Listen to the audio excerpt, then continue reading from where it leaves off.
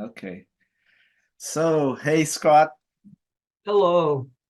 thanks for participating in my podcast. So, maybe we can start.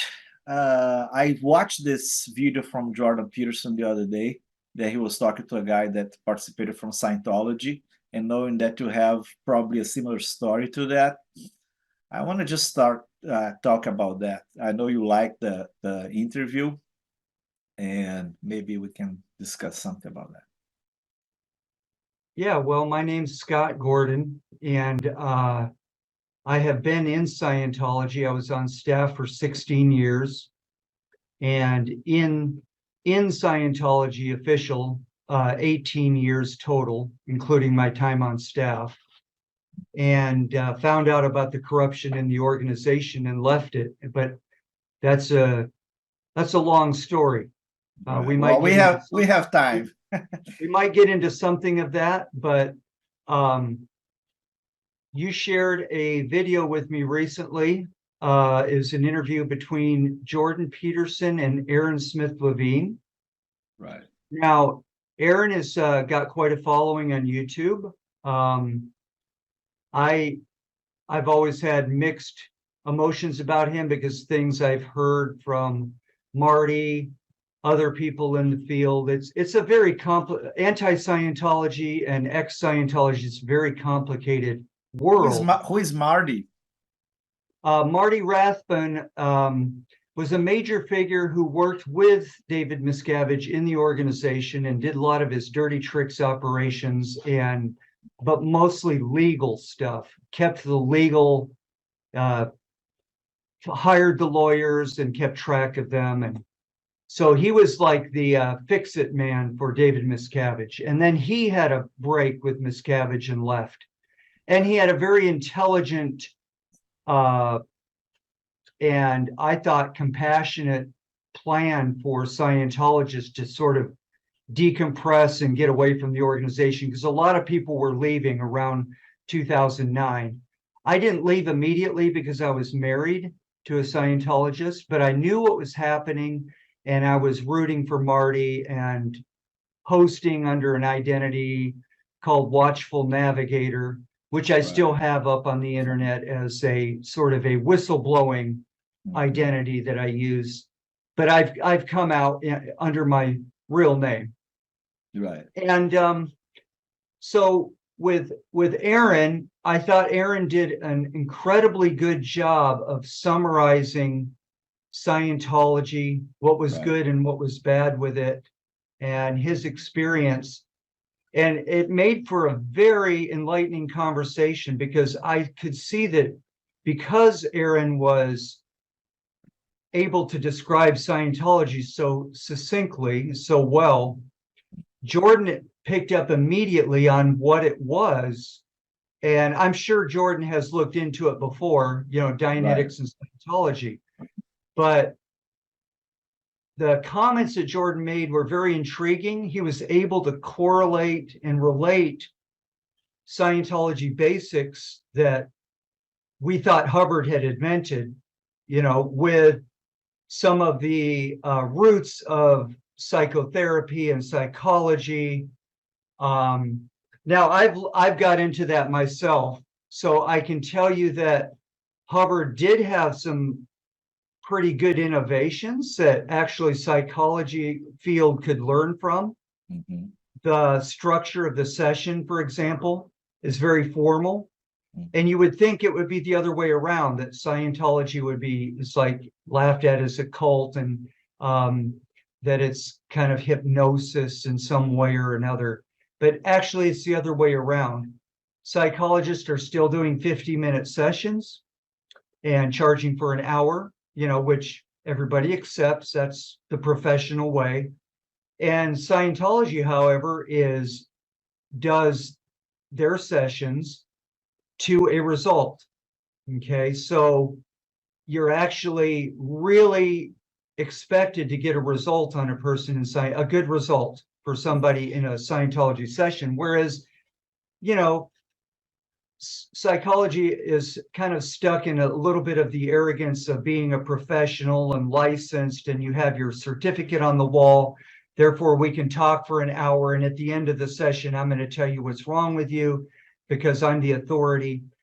And I'm not saying all psychologists are like that, but yeah, there's many lines of psychology too, somatic, right?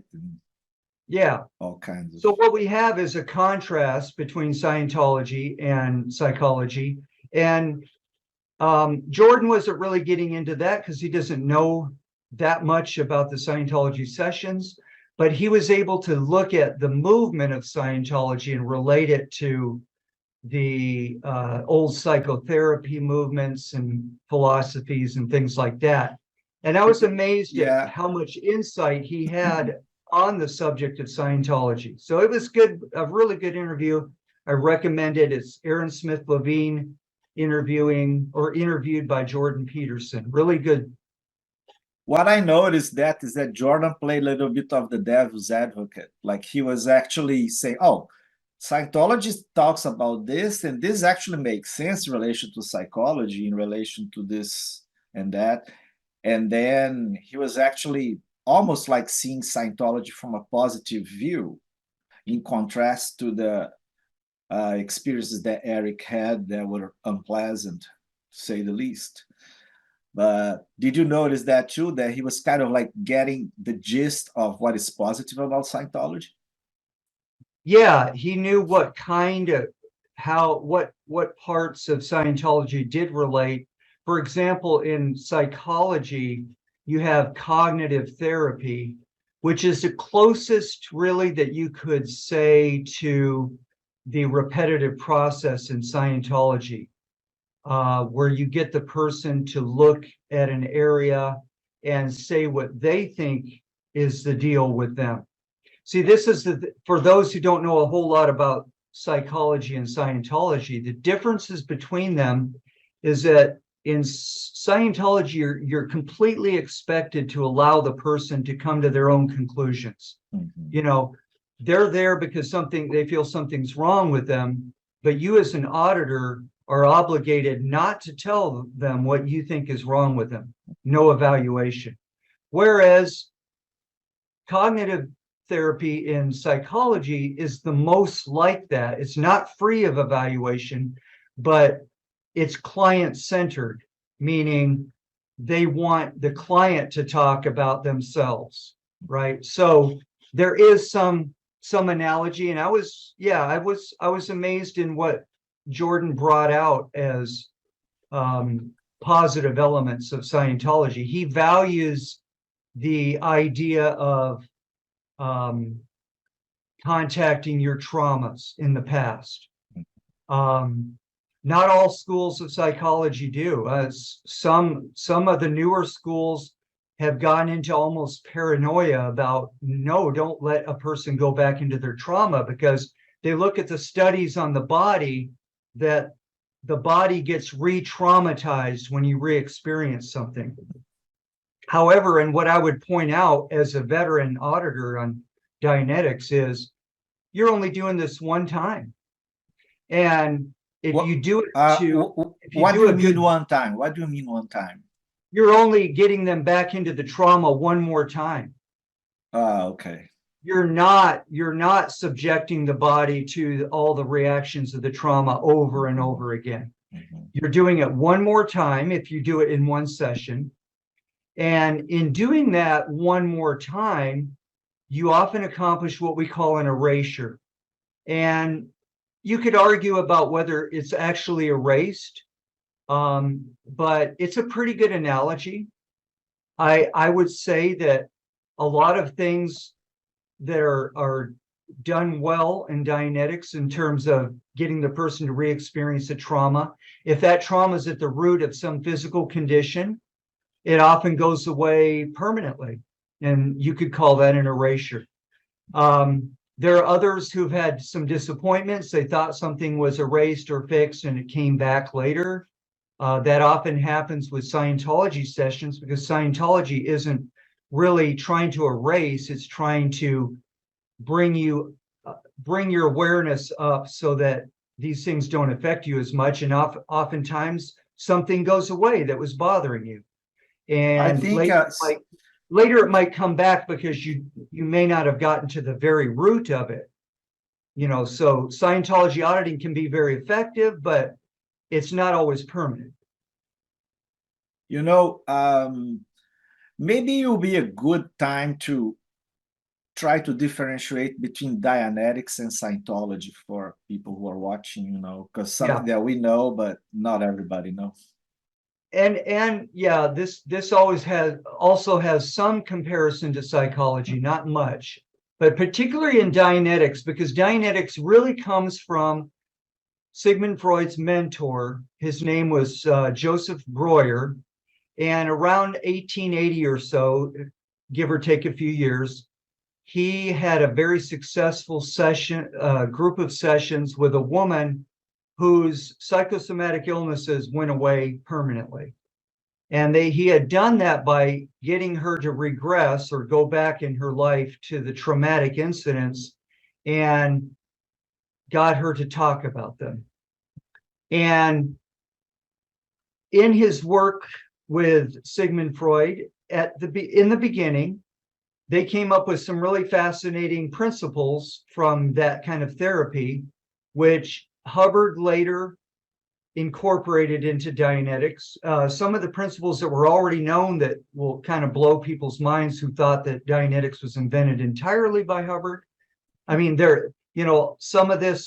some innovations by Hubbard certainly that were really good because they allowed people to do this therapy at home between each other. But some of the that was the original intention, by the way, right? Yeah. Some of the basics, such as trauma, comes in a chain. Okay. So an earlier trauma underlies the recent trauma. Okay.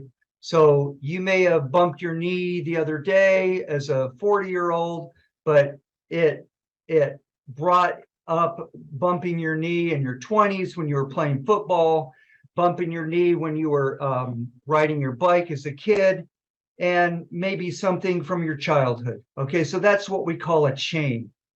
And that chain of trauma is best addressed from present time. What's your most recent injury? And then we go back, is there an earlier similar time that your knee was banged or hit or injured?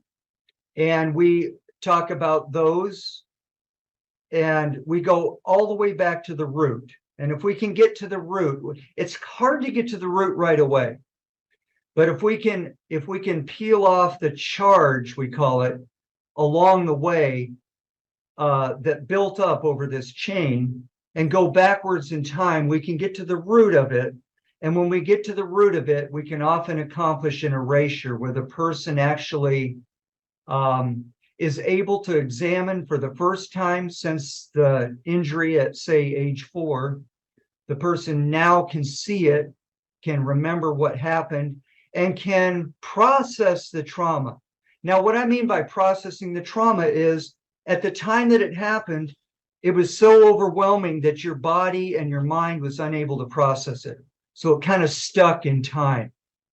And the injury sort of solidified, and you have a bad knee when you're a grown-up, because the injury has been, you've re-injured the area, and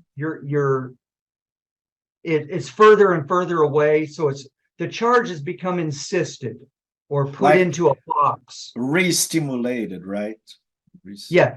And every time you injure your knee again, it just adds another layer to that. And that's called re-stimulation, right? So Dianetics handles the time track. So anything that's happened as an event, incident, a trauma, or an experience, you can close your eyes, return yourself to that time, and go through it as it happened with all the pictures and the three-dimensional surroundings, colors, anything you can get as perception. Feelings, sensations, everything. Any sensations, the injury itself. And as you run this over and over again, Oh, your confront for what happened raises little by little, and you begin to recover some of the hidden information that was brushed or shoved aside at the time in order so that you could survive, so that your mind wasn't overloaded. That's what we call like going into shock, you know. And that's when the reactive mind takes the Reactive precedence mind over with the its fight or analytical flight mind. response, with its fight or flight response. And so when we can get a person to do that, you reevaluate that information for the first time since it happened. You're actually now able to look at it, evaluate it many years later, get some perspective on it, and it actually helps to dissipate the trauma, or we could say erase or reduce the trauma that was experienced. And that can lead to some health recovery, some relief from the mass, because actually you will feel a little bit of mass build up. In other words, that knee always has this feeling or sensation to it. That old injury is always there, you know, like a ghost. And so when you're looking at this, you're actually liberating that ghost or liberating that charge or that mass and seeing what's in it. And when you take things apart, you can they no longer have power over you. So that's Dianetics in a nutshell, is handling actual incidents or experiences on the time track, no matter how far back, you know, all the way to childhood. If you believe in past lives, you can actually look at past lives using Dianetics, and a lot of people have. And that's very similar to something we have in both the New Age and in psychology, which is called past life regression. So it's very similar process.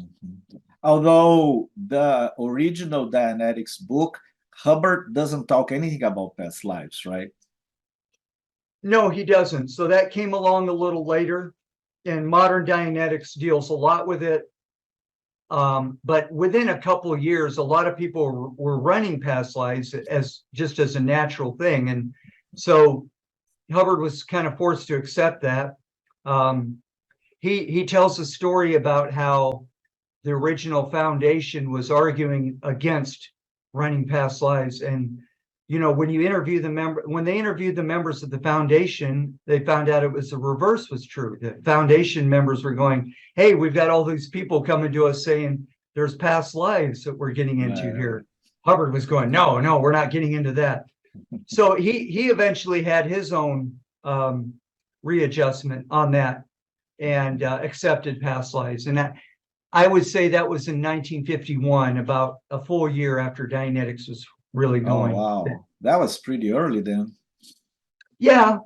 And in 1952, when he lost the rights to Dianetics, he continued Dianetics auditing, and he called it Scientology for a while. And he lost the rights to whom? He lost the rights to Dianetics because he had borrowed so much money from a wealthy millionaire in Kansas, Wichita, I believe. Yeah, it was Wichita. His name was Don something. I'll think of it in a minute. But Dianeticists and Scientologists will know. But basically, he made his own Dianetics Foundation because Hubbard had borrowed so much money, owed him so much money, and made a deal with him to just give him the rights. Now, he got the rights back a few years later. The guy didn't go very far with the foundation, and so he just gifted it back to Hubbard free.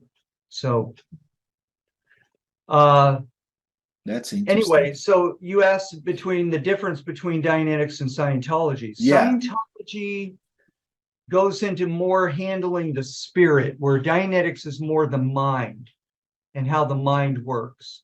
There's a lot of overlap, but Scientology, basically, if you want to talk about the difference in the sessions, Scientology addresses areas Okay. For example, problems. If you want to talk about problems in general and what are the mechanics of problems and how do problems happen to me, you'll do what we call grade 1, the grade of problems, or any little bit of processing on problems, and you'll address problems more specifically. So Dianetics is more the trauma, and Scientology is more the problem, which might be related to the trauma or not, but it's more something probably more mundane or more like in the daily life issue that the person's having. You could say that trauma underlies a lot of problems. That's true.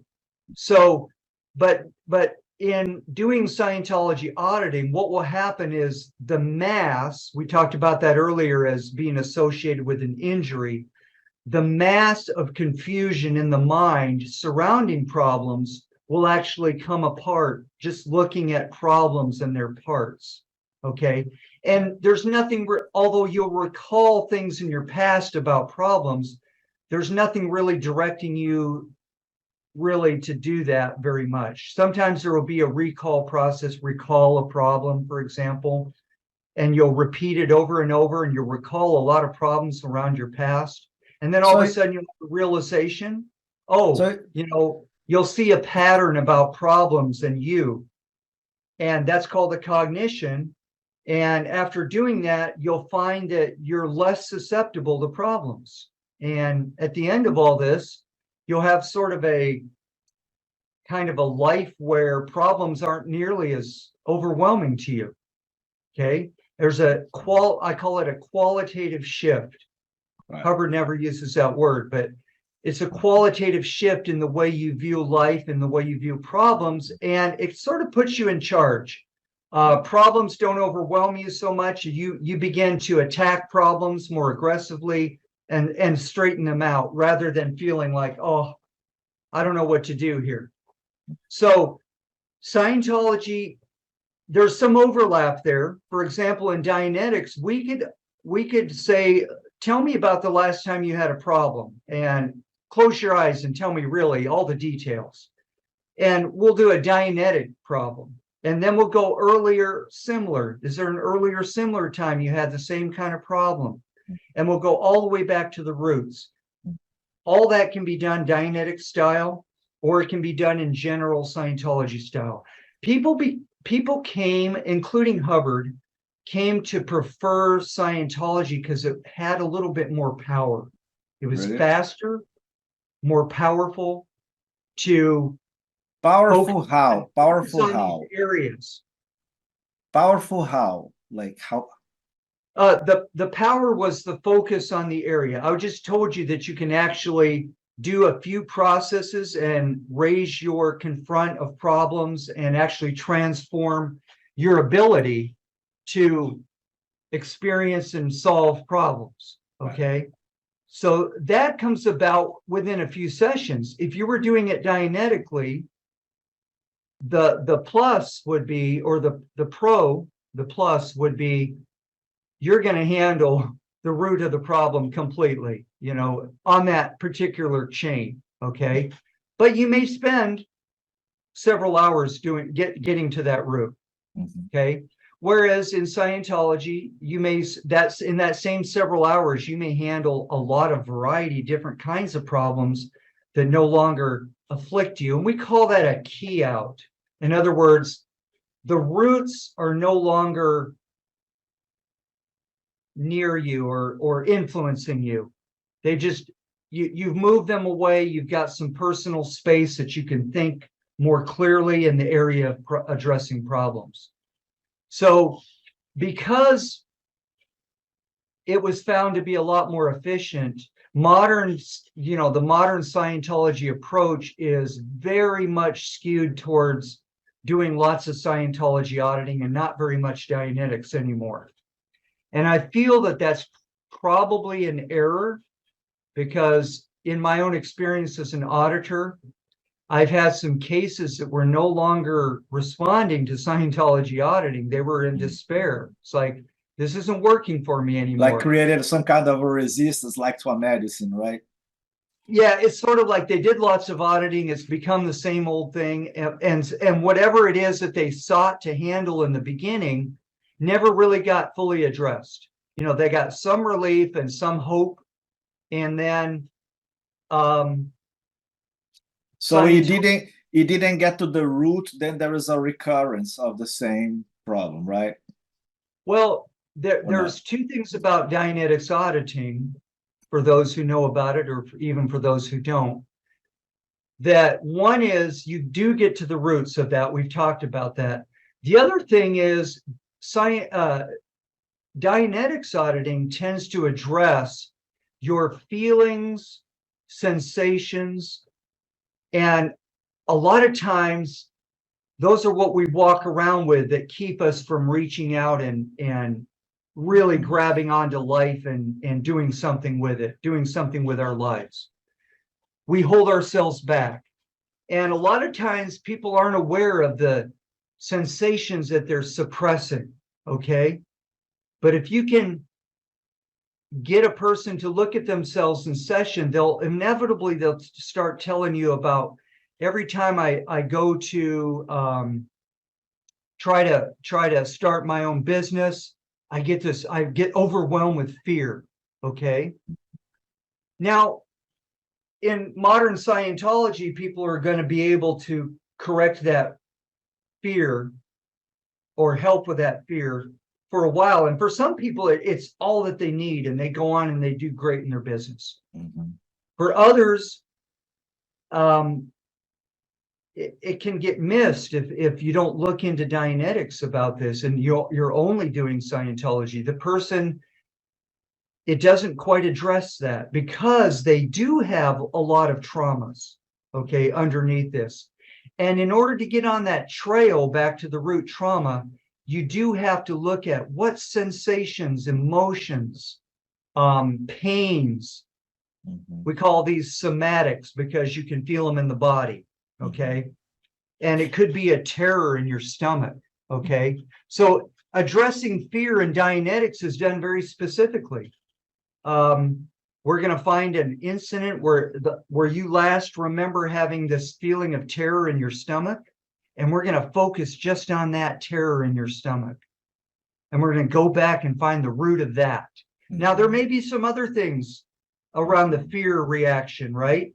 But when we're Mhm. done handling the terror in your stomach and it's erased, these other things are not so bad, and we Mhm. can get those and we can find the roots of those too. And Mhm. eventually the person's going to emerge and say, you know what, I went out and I did some public speaking and I no longer have that fear.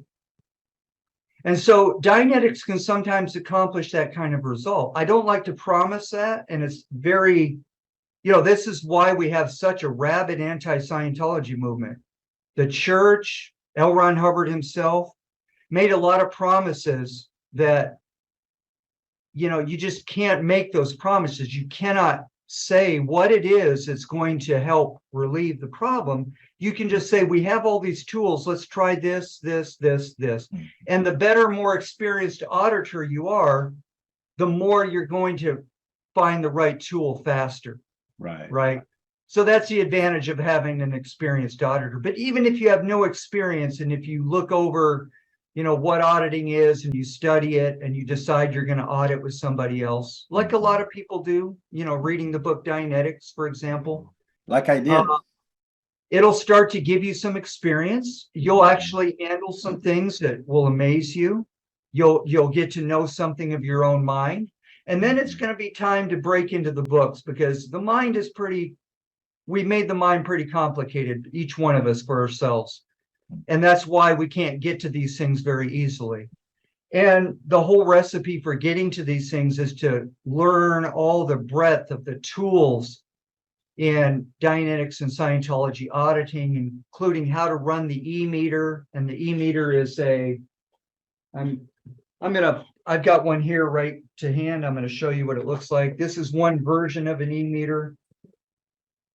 It's got a needle, and that needle will move in response to the person holding a pair of cans. And that pair of cans kind of hooks them up electrically. And Do the you have electric, do you have the cans there to show? Yeah, and the electric charge is like a trickle, like putting almost discharged battery on your tongue and getting a tiny. You can't even feel it. Here's an example of a can. It will. Oh, those are big. Yeah, yeah. Uh-huh. There's different size cans, and the electrical connector will go here, and that just gives the meter something to respond to, the trickle charge that's flowing through.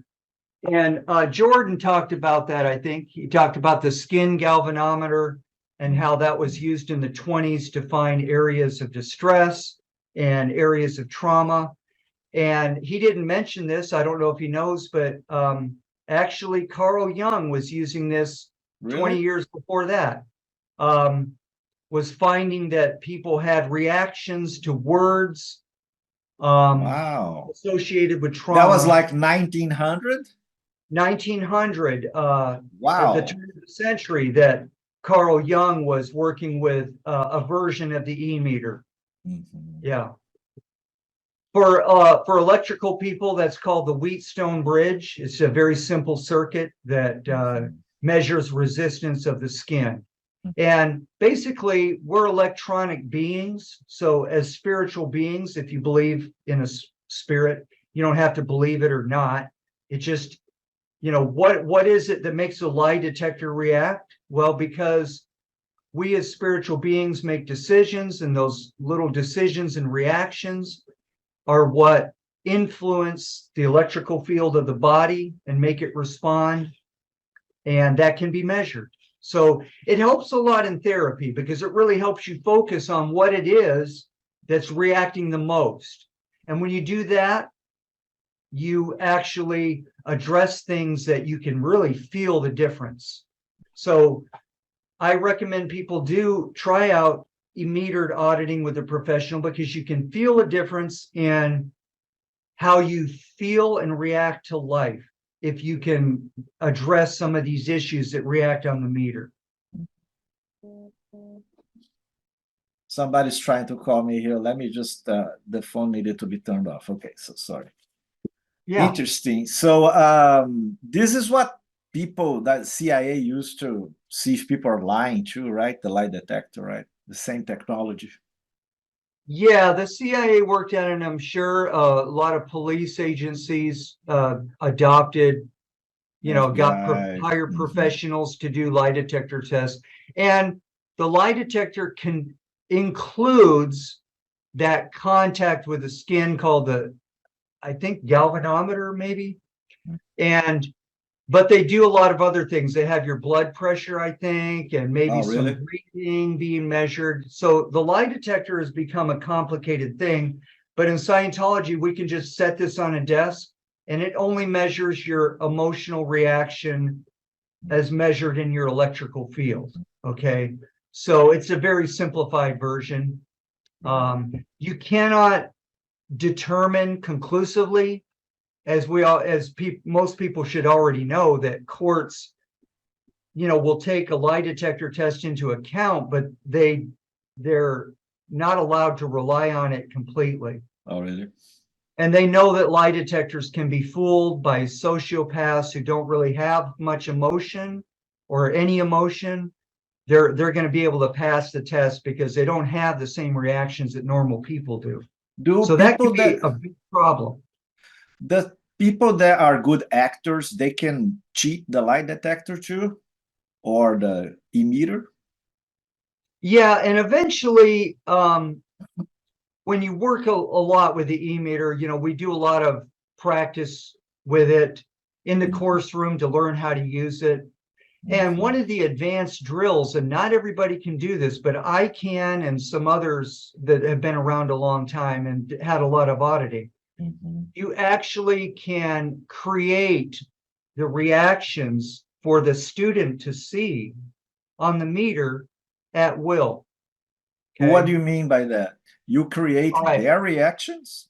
So there's a reaction called a dirty needle, and a dirty needle is a very a needle that's kind of out of control, that's Unstable. rocking back and forth. It's not clean. It's not flowing. We call this a floating needle when everything's good and flowing very smoothly. Okay. So all I have to do is think of some thoughts, maybe some violent thoughts or something like that. You as an auditor? No, I'm talking about coaching somebody who's learning the E-meter drill. Right. Okay. So, all I have to do is hold the cans, close my eyes, imagine a little bit of violence in some way, maybe some violence I've experienced or want to imagine doing, and I can make that needle go crazy. Okay, so yes, the answer to your question is the needle can be influenced. It takes some practice to do, and I don't do that. When I sit down there and getting auditing, the whole essence of getting auditing is trying to be honest with myself and figure out what's happening with me. So I don't do that when I'm getting a session. But if I'm coaching somebody and I want to show them what these reactions look like, I can actually think of some things while I'm holding the cans and make the needle respond accordingly. Right. There's something called the theta bop, and it's just a really fast. It's not dirty. It's just fast, and it goes back and forth like this. And it means somebody who wants to leave or is uncomfortable being there comfortably, you know, like flight or fight kind of thing. Kind of a flight response, right? I would say the fight response is that dirty needle, and the flight is the theta bop. It's very, Got it. We call it a bop because it goes back and forth really fast. Got it. And all I have to do is imagine not wanting to be there and being somewhere else, and I can create that reaction on the meter mentally for the person to look at that's learning how these things look. So there is that advanced drill there, and that tells you that the meter can be influenced. It's not entirely reliable if you're trying to find out, but it's amazing what you can find out with it. If you want to find out who took the money from the cash register in a company, you can actually do that with a meter if you know what you're doing. Even if the guy's a sociopath, if you're specific enough with your question, you can zero in on it. He won't be able to avoid at least a small reaction. Interesting. So, however, every psychopath have like a human side really in the back, right? Yeah. Now the meter is a lot like other things that people use in the new age, like the pendulum. Those are all reacting to your electrical magnetic field, and you're allowing something else like the universe or the universal knowledge to influence that field, and you're looking for answers. Now, in Christianity, this is a really interesting thing. That's forbidden because of the Old Testament, and it's my opinion that whoever was writing that didn't want people to have communication with the divine. So they call it divination, and it's very forbidden. You could have been burned at the stake for it. However, my personal opinion, I'm not into talking to spirits or anything like that. Spiritualism is out for me. Okay. Why so? I was raised a Christian. Well, let me finish here. But the divination has some sense to it. It's like some communion or communication with the divine can happen where you can get something of a answer to your spiritual quest or your question. Okay, that will help you to grow or advance. It's sort of like a communication with something. Now, that communication can be interfered with, you know, which is why you should approach that with caution, and you should never rely on these answers 100%. And in a similar way, the e-meter is reacting to your subjective mind. And I believe you do have a contact with an objective truth, but you can lie to yourself, fool yourself, and that everything's okay, and the meter will show everything's okay. So I've done this long enough to know or to experience that some of these things can happen, you know, that are not 100% reliable. And one of Hubbard's errors was, I think, until the last years in the 70s that he was doing his research, he operated with the idea that the meter was infallible, that Really? it just registered something that, you know, you could accept as fact or as truth. Because he was an engineer after all, right? I'm sorry? He was an engineer after all, like he relied on empirical data. Yeah, he sort of pretended to be an engineer, and he did some engineering school, and he has some knowledge of engineering. And I liked that part about him. I liked how Dianetics initially went off, instead of getting into spiritualism, went off a very practical engineering sense. Like, And how do we help this person relieve the traumas in the mind in a very practical manner? So and there the was an the approach. subtitle of the book was like Dianetics, a Science of Mental Health, something like that, right? It was, his first book was called, the one he released first, was called Dianetics, the Modern Science of Mental The Health. modern science, yeah. Yeah, he Modern insisted on the science. term science, yeah. So yeah, a lot of people have criticized Scientology for that, as not being as much of a science as it pretended to be. Now, Pseudoscience. if you really look deeply into it, you have to admit there is some science to it. And like I said earlier, it dates back to Freud and Breuer. And who, if you're going to criticize Hubbard, you have to criticize them too, because Right. they found a practical means of regressing a person on the timeline to alleviate their trauma. And that's not it hypnosis, right? It's not considered hypnosis, right? Hubbard tried to say this is not hypnosis, and that's a very interesting question. Okay. Mhm. And that brings me to the difference between what I call mechanical case gain or mechanical changes in the mind and hypnosis. Okay. Mhm. Now, Hubbard swore up and down that Dianetics had nothing to do with hypnosis, Right. and that basically it was the opposite, because we were waking a person up rather than putting them to sleep. And the And person had control about stopping the session when they wanted to, right? right.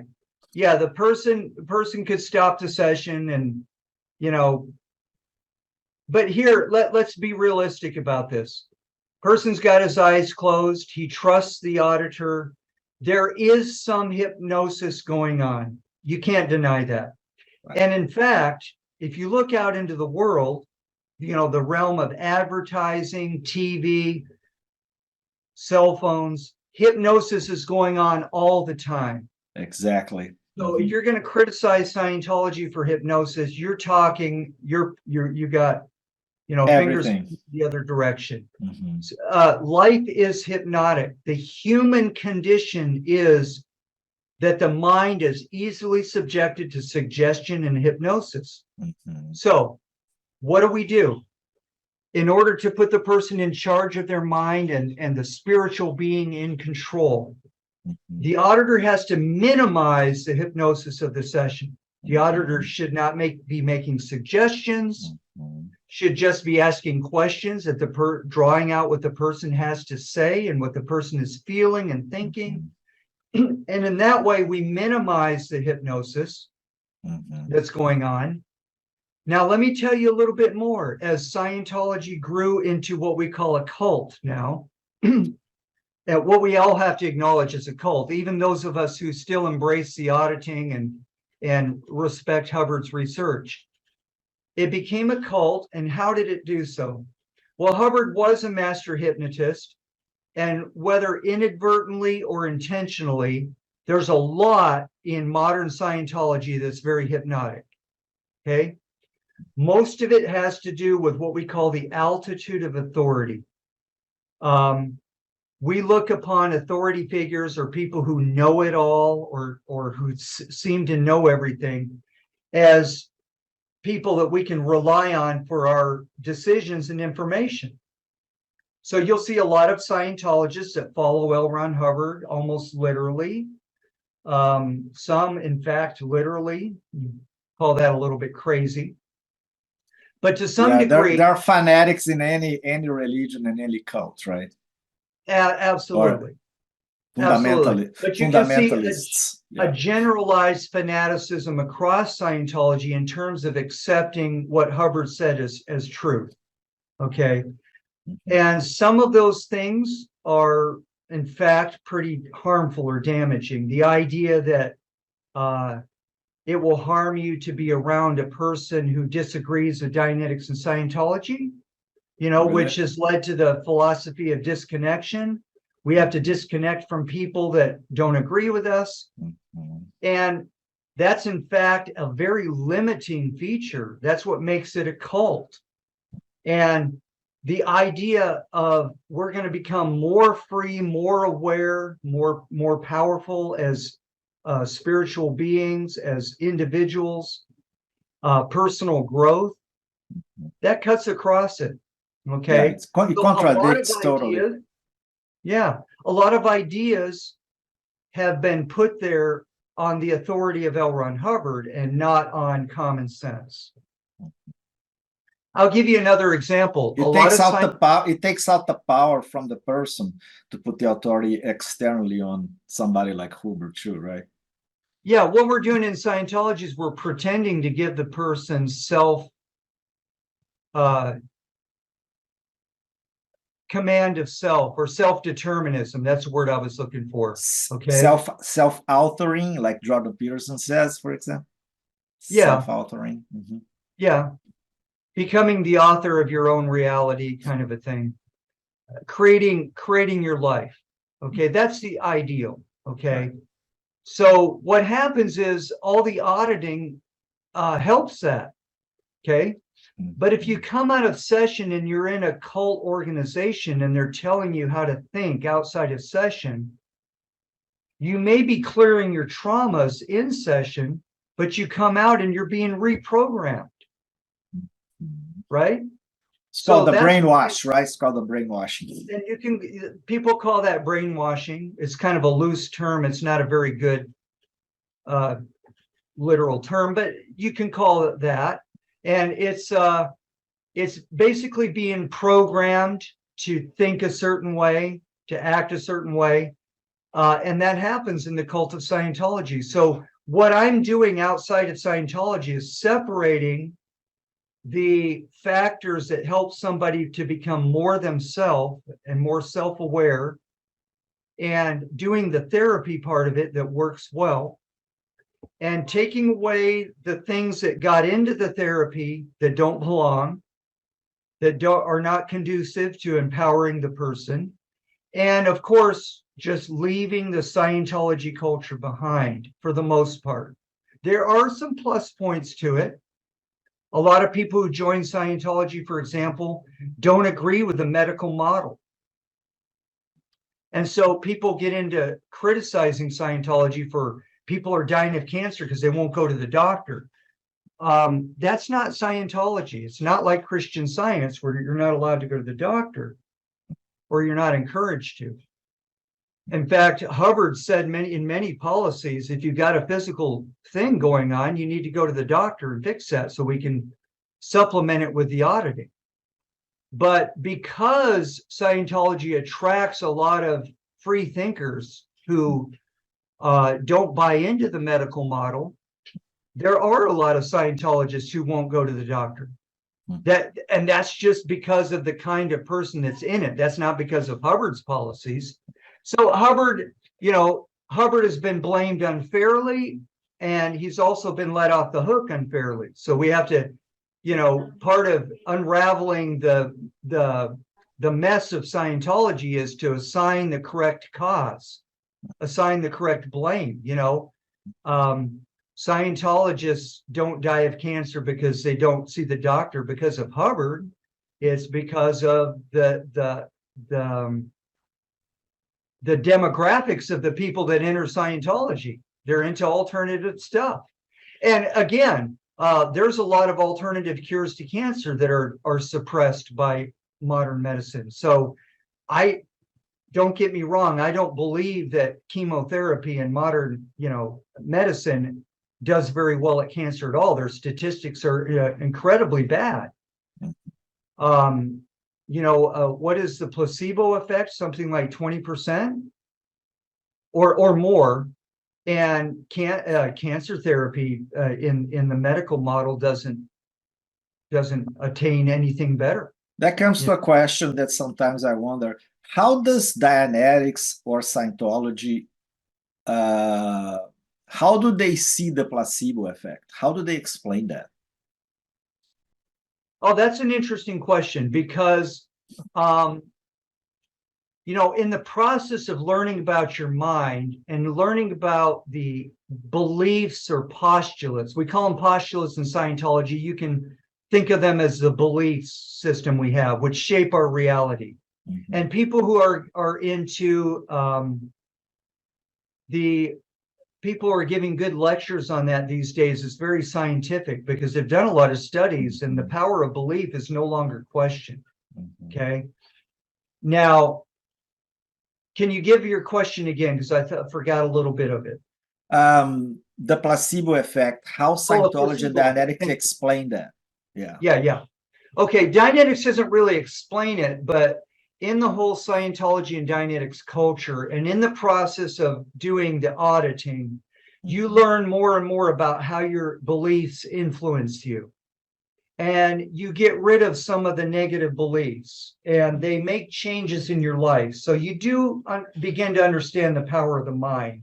Right. So that is entirely what's behind the placebo effect. You realize that you can believe a certain way, and it will create an effect. It's like, my wife is not a Scientologist, but she has fun putting labels on water or on plants, right? You've seen those videos. She has fun. She has fun doing that. Life is beautiful. It's going to flourish, and the plant that says, right. And, there is a vibration in things, and that's invisible, and science hasn't been able to really measure it yet. But you still can do scientific experiments that show that Japanese Matsumoto or something do with water. Is that something like these plants over here are not doing well? These plants are here doing well. What's the difference? It's just the label that you're putting on the plants, which must create some sort of quantum physics type relationship between the being and the plants, or maybe the plants themselves. Who knows? But in any access to Akashic records, something like that. Something. So that the life force is able to actually, that's not trapped in the plant, is actually nourishing the plant from outside, and maybe consciousness is reading all this. Or maybe we as beings go by and we see that label on the pot and we interact with the plant. It's like, that's what I thought too. Yeah, kind of. I think both. I think we're looking at a combination. There's different levels and compartments of consciousness around. In Scientology, we call that the dynamics. And the dynamics are simply, your first dynamic is your realm of yourself. Okay. The second dynamic is the realm of your close relationships, and especially with the opposite sex, which could develop into a family and children. That's called the second dynamic. The third dynamic is groups, where you form all kinds of relationships with people in order to get a job done, or in order to celebrate something. That's your group. A family kind of morphs into a group. Eventually it gets big enough to be a group. Or be part of something bigger, right? Feel like participant of something bigger than yourself. That is not family. And group goes all the way up to the size of humanity, right? Right. And here's one tiny thing I differ with Hubbard. Hubbard said that humanity was the fourth dynamic. And if you really think of it logically, what about all the other life forms, beings that are intelligent? We talk about extraterrestrial intelligence.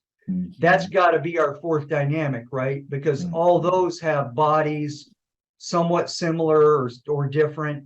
It's funny, he was a science fiction author, and he didn't really consider the possibility of extraterrestrial intelligence on the fourth dynamic. He didn't?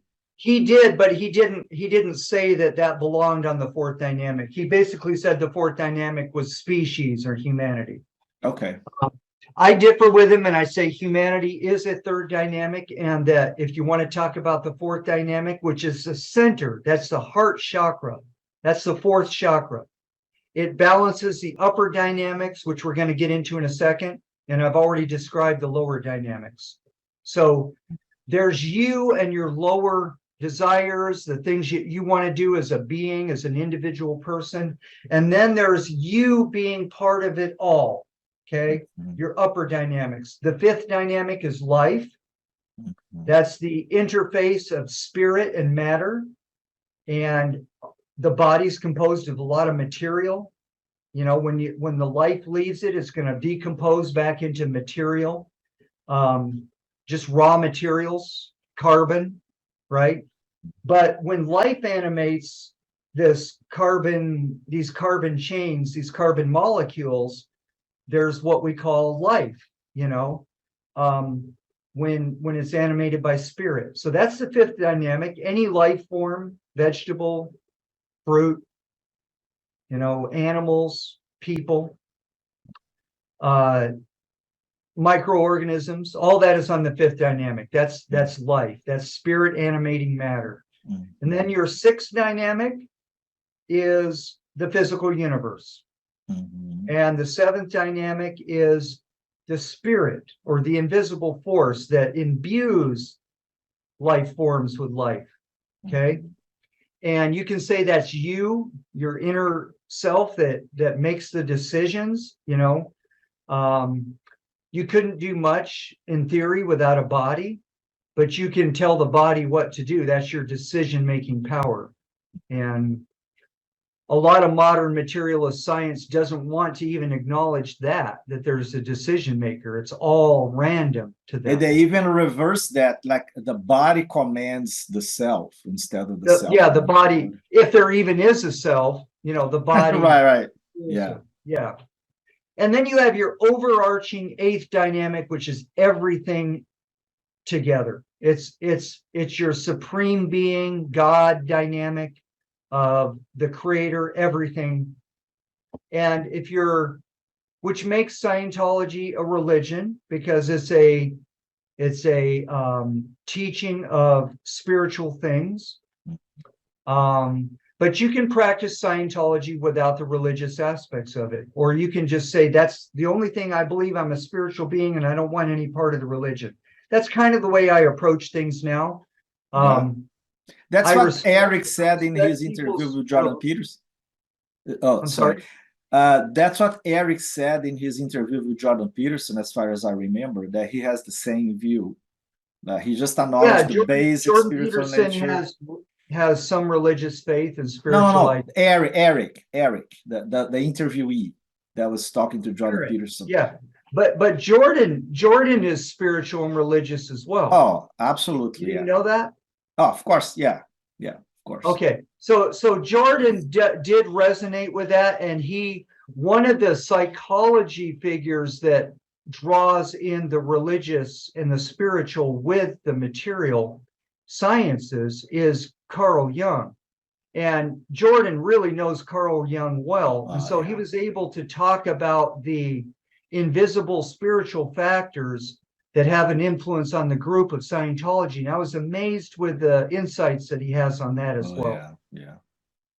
He's amazing. So back to the dynamics and the heart chakra. Right. You, as a balanced individual spiritual being, if you've come out of your ego or lower dynamics and you are able to connect with life and with all of life in the universe in some way, shape, or form, through your beliefs, through your communications and interactions, then you start to achieve a balance in your heart. And I know we both studied a lot of Mark Passio. And Mark Passio talks about the right and left hemisphere of the mind. The scientists like to talk about the brain. Right. I think it's a primal thing in electromagnetic, invisible spiritual being, even outside a body, is going to have these two aspects of the mind, the holistic right hemisphere and Creative, the logical left hemisphere. Okay. linear, logic versus Linear logical. creative. And these things spin around each other, if they're in balance, and they influence each other, and you use both halves. Reminds me the yin and yang. Yin and yang. The yin right? yang, the yin and yang of the mind are these two hemispheres. Okay. Mm-hmm. One of the things I'd like to criticize Hubbard for is what a great concept of the yin and yang and the balance of all that. He never talked about that.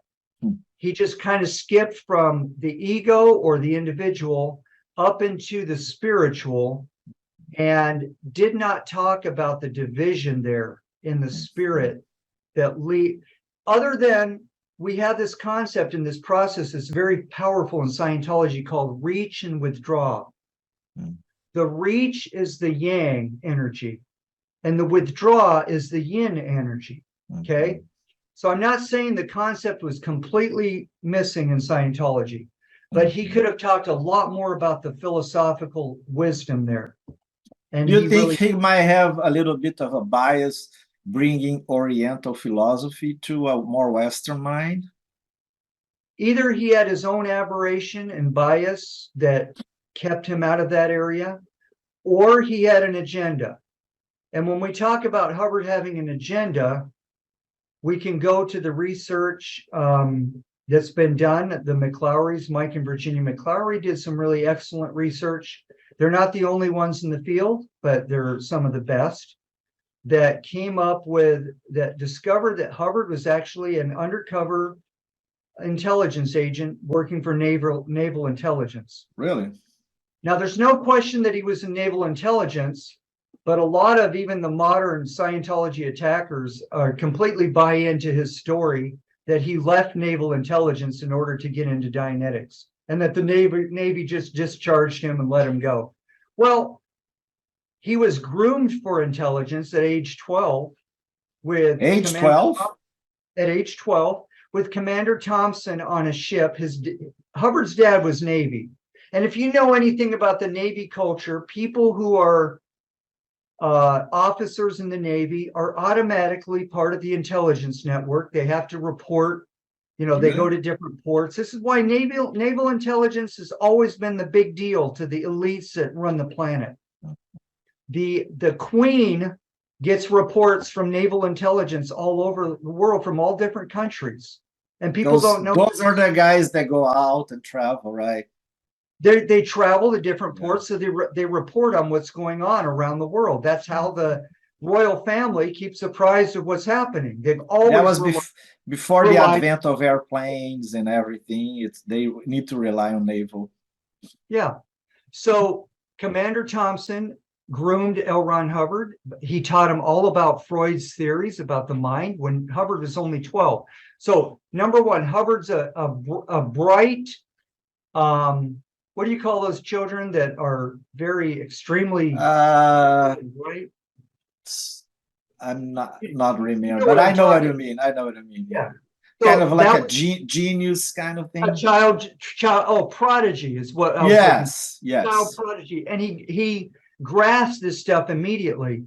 And somewhere in the next couple of years, Thompson, when they arrived in Washington, D.C., either when he was 12 or maybe a little later, I think they met again when he was 16 or 17, Hubbard was exposed to Crowley's writings, Aleister Crowley. Oh, I heard that. Yeah, that kind of concerns me. Huh? That's extremely advanced philosophy. Oh. A lot of adults have trouble grasping Crowley. So just coming back a little bit, this Commander Thompson was a student of Freud? Yes, he was actually a student of Freud, and he was in naval intelligence. He was a naval intelligence officer. Okay. So Hubbard was basically, how in the Catholic tradition, you give your firstborn to the church and they become a monk or a priest. the Freemason organizations follow the same thing, the deep ones, the ones who are really into the intelligence networks. Okay. So he was a Freemason? Freemasonry was known in that family. Okay. Hubbard's uncle was a Scottish Rite Freemason. Oh, really? Also, we know from Behold a Pale Horse by Bill. It's a very powerful freedom and truth book. Behold a Pale Horse by Bill Cooper. Bill Cooper was naval intelligence, and he was a whistleblower. Okay. He was a big, what they call conspiracy theorist, right? Huge. And we know from him that you don't get into naval intelligence unless you have been taken the Freemason oath in some group or another. Really?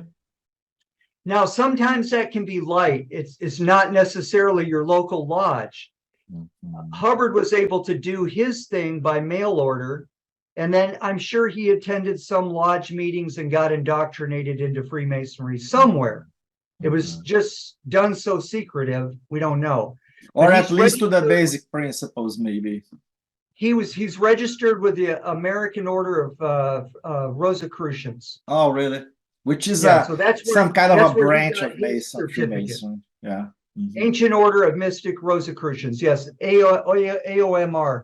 And he was registered with the California Lodge. And he also worked with Jack Parsons, who was in the Agape Lodge of the OTO. Jack Parsons is the guy, the German rocket scientist who ex-Nazi, right? Yeah, who worked with the Jet Propulsion Laboratories for the Apollo mission. So we know that Hubbard was groomed for intelligence, and when he was 17, he worked for an intelligence agent in China. I don't have his name on the top of my head right now, but if you looked into Scientology history or Hubbard's biography, you'll know his name. It was when Hubbard was 17 and went to China, and he was actually working as an intelligence officer. Talk about a prodigy. Yeah. And so this developed into joining the Naval Intelligence Reserves when he was in his early 20s, and the war was being developed. Hello,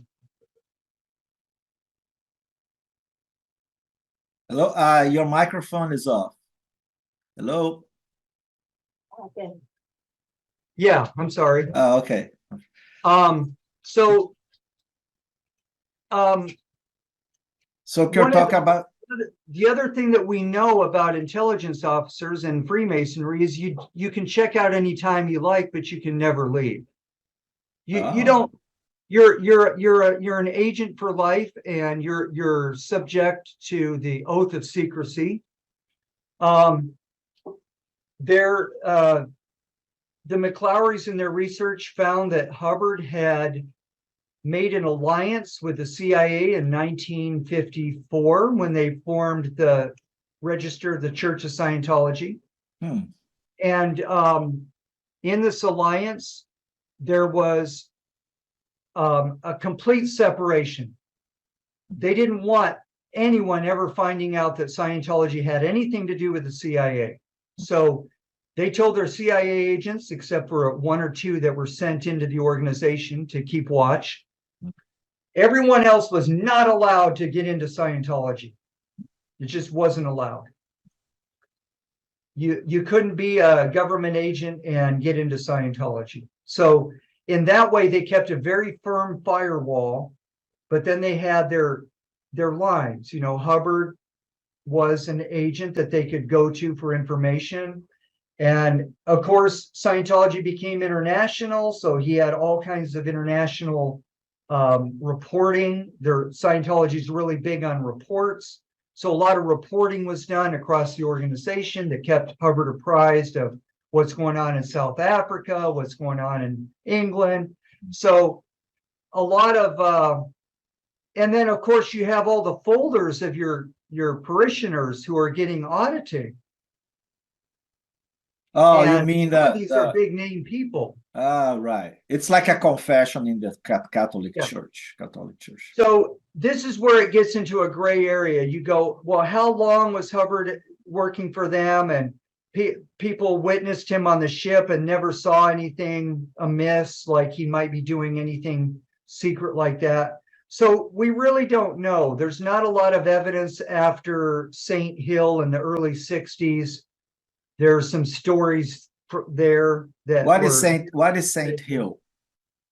St. Hill was a manor in South England, not that far from London, I think an hour's drive maybe.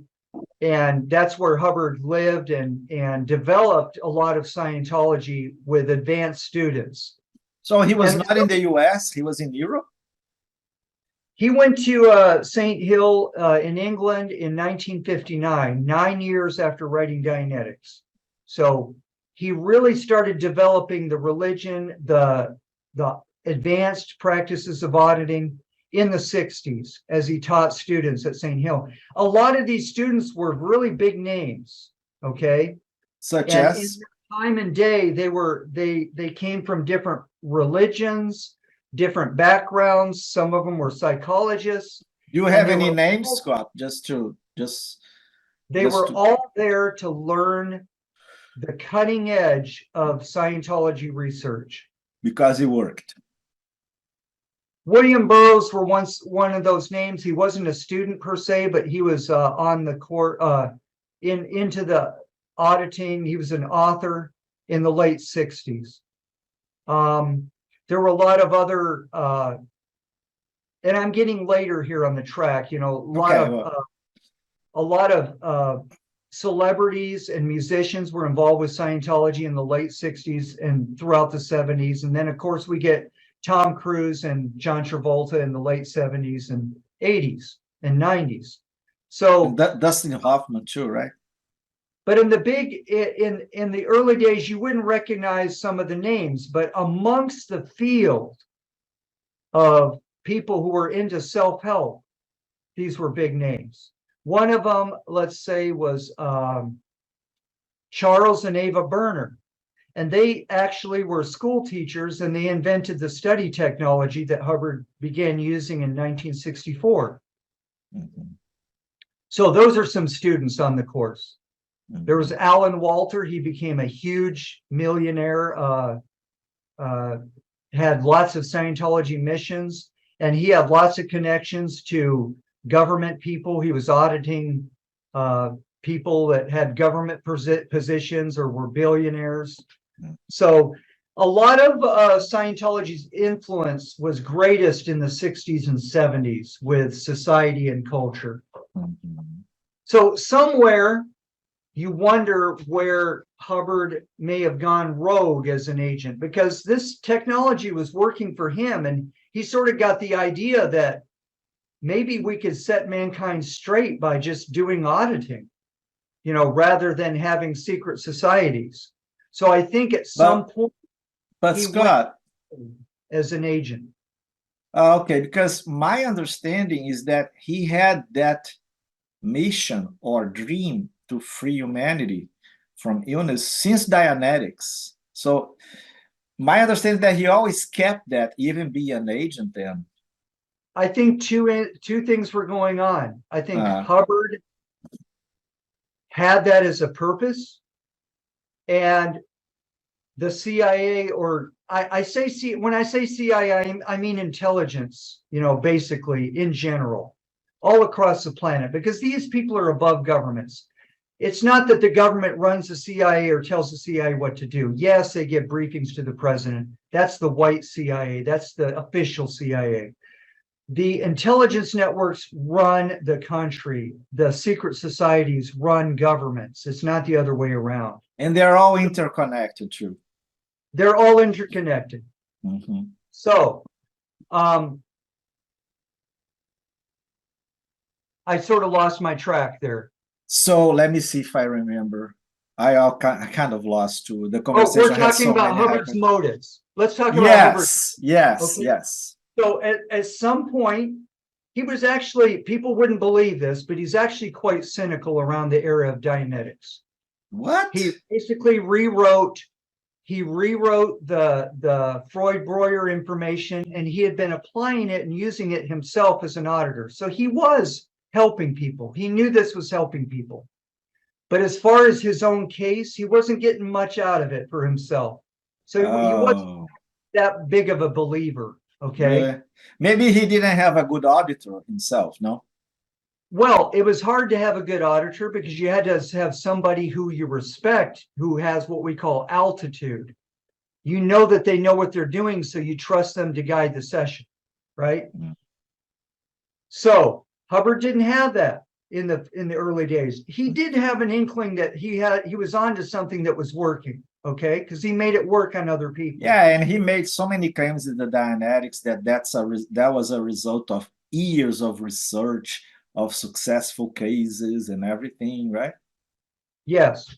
However, his intelligence people had other plans. They wanted him to lead a movement that would bring the renegades in that did not go to the Catholic Church, that did not go to the institutions, rope them into one place where they could be watched, sort of researched on, research subjects. It's like a New Age movement, so in a way, no? It was a movement. It was a powerful movement. It was big.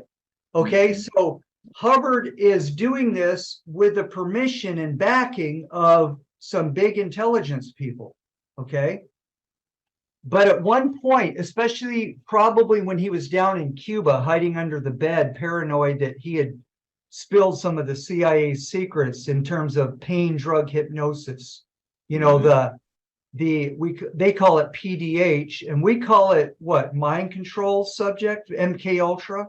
Oh, right. So Hubbard blew the whistle in his book, Science of Survival, and he got paranoid that the government, some aspect, he had backing from some aspect of the government, but he knew that the psychiatrists in the other era of the CIA, or other section of the CIA, were going to be up in arms over this because they were getting exposed. And Dianetics was the antidote to the mind control. And it is, and we can get into that more of that if you want a little later. But let me finish my story here. In 1951, when he was huddling under the bed in Cuba, and the same guy we were talking about earlier. Literally like huddling under the bed, like literally? Yeah, and that may have been an act. We don't know. You know, something for stories to be told about, so to enhance the cover. You know, because Hubbard as an agent was using this as a cover. You know, become a wacky cult leader, right? And that'll provide plenty of cover that you're really an agent. But to be fair to the people who believe in Hubbard, okay, there's definitely some justification for that, because Hubbard began to benefit from this stuff, and he probably began to think, you know, I'm sick and tired of this system of slavery that's kept in place by the intelligence networks, and maybe we can free mankind this way. And so he became a dual personality. And the irony is, in 1964, he writes this bulletin about the white hats and the black hats, you know, that you're either good or bad. There's hardly anyone at all that's a gray hat that's doing both. Really? And the irony is that he's probably the greatest gray hat that I've ever seen in history. A person who is doing such good by his research and his methodologies of getting into the mind and helping somebody relieve their trauma, and yet doing something so treasonous. Shady. You know, going for money, going for allowing the intelligence agents access to his organization and his knowledge. And so there's this dual thing going on throughout Scientology. Interesting. Starting with when he got sent auditors down in Cuba that actually got him in session and revitalized him. He came back completely revitalized to Wichita, started giving all these lectures and rebooted Scientology again after being out of it. You know, So after this in Cuba happened when Cuba was like already no, this being is before the totally Cuban communist. Revolution. Oh, that was before it. He was just Oh, partying. This is when the CIA now goes down to Costa Rica and has sex with underage girls. That's what they do now. Back in that day, they were doing it in Cuba. So when you needed R&R, you would go to Cuba. But then they had the revolution. You couldn't go there anymore. Now they go to Costa Rica. And the Costa Rican government had to make strict rules about that because it was out of control. Underage girls were being pimped out for sex, age 14, 15, 16. And I was there in Costa Rica. So I saw the SUVs driving by the hotel. And I even talked to one of the pimps. And it's true. The CIA people come in droves down there. wow. And that's where they vacation. Married Christians go down there and have underage sex. And it's rampant, out of control. So and they that's were in, Rica. That's just one of many. yeah, of course. You got Thailand and other places Yeah, too. you had that movie Sound of Freedom shows a little bit of that. So in Cuba, he was in Cuba before Cuba was communist. Yes. Okay. So he came back from Cuba. Don, whoever flew him back, the millionaire. I'll think of his name in a minute. Don Purcell. That's it. Don Purcell was the person who eventually took over Dianetics Foundation for a while and was in a rivalry with Hubbard for a while because Hubbard was, you know, a very bitter foe because he was angry that he lost Dianetics because he spent too much money and went into too much debt. Wow.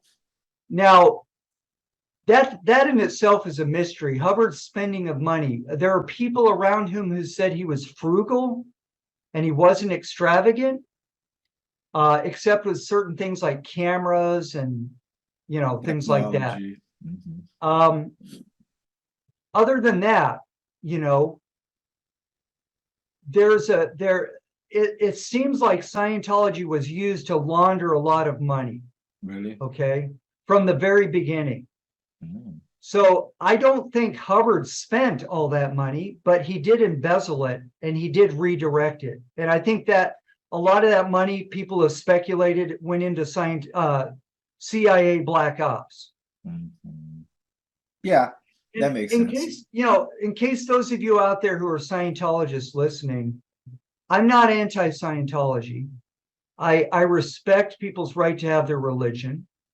I don't think Hubbard was completely evil or bad. I don't think he was completely good either.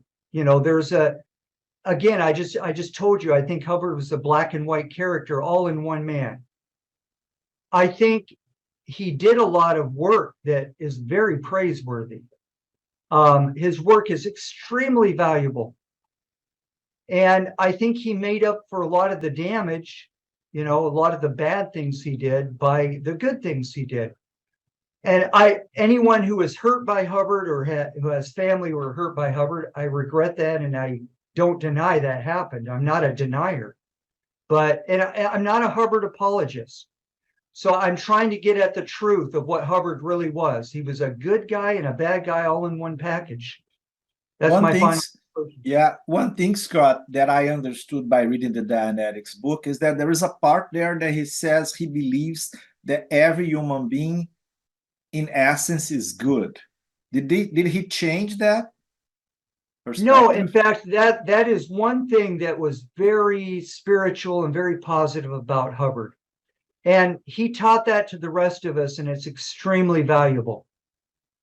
And that idea was that man is basically good, or spiritual beings are basically good. And from that, I've been able, in my own researches, in my own studies, and Mark Passio has helped that a lot because his studies he's passed on in his lectures. So who is Mark Passio for the people who are watching? Not everybody knows. Mark Passio is an ex-Satanist who left the Church of Satan. He was a priest in the religion. and really transformed his life radically. Became a spiritual person and a teacher, and has just read voraciously. He just devoured all of the material, just amazing amount of books, cover to cover, about the occult, about science, about philosophy. Natural And law. as a result, he's become a very respected teacher. And I met you through that group, somewhere along the line. And I've met a lot of good people in it. I'm part of Mark Passio's One Great Work Network because In fact, I met you before. I met you before when I was in Facebook, and I found your Free Scientology group. And then later I realized that we have the same interest in Mark Passio's work. Oh, okay. Great. Good to clarify. And so I've always been interested and involved in the freedom, truth, justice movement, which is what I've labeled it, that has coalesced around Mark Passio and around the Free Your Mind conferences that they used to have every year. And I attended 2 of those. So I met a lot of which has been demonized now, this whole freedom, truth, because of political reasons, right? This whole concept. They want to isolate us and neutralize the movement, ridicularize. Yeah.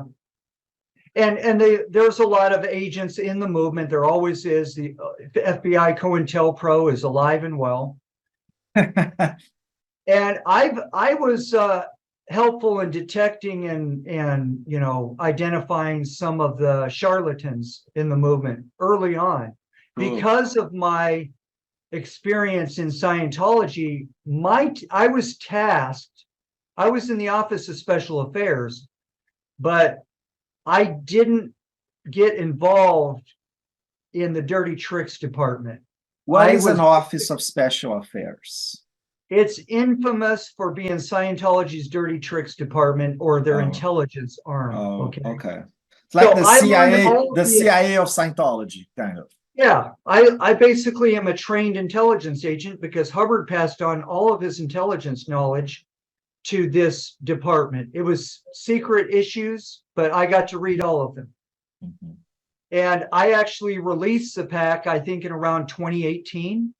So you can download the Office of Special Affairs Special Network Orders. And that has everything about intelligence. And I recommend doing that because it's a body of knowledge of how you understand how things work behind the scenes. And what is the link to that, internet? I'm sorry, I don't have that right off the bat. Okay, whatever. My website at the time, it's still active, was a WordPress Watchful Navigator. And what is the address? If you were able to enter the search terms Watchful Navigator, OSA, OSA capitalized, you'll probably come across the leaks of the OSA documents post, and that will allow you to download that package. WikiLeaks had an earlier version of the Guardian's Office, but this is kind of more modernized and convenient to read. Whereas the earlier ones just kind of authenticate it. It's the same words, but in the official issues that Hubbard had typed up and mimeographed in the 70s, back before the internet. So Scott, so you talk about Dianetics and Scientology, the difference. What I think it's missing a little bit in our conversation is what maybe I was supposed to ask beforehand, is a little bit of your bio. Like you said that you were a special agent in the special, like this office of, what's the name of the Office of Special Affairs? Yeah, Office of Special Affairs. But I want people to know you more in terms of your personal and professional path, if you don't mind. Yeah. Okay. So really quickly, a quick bio. Yeah.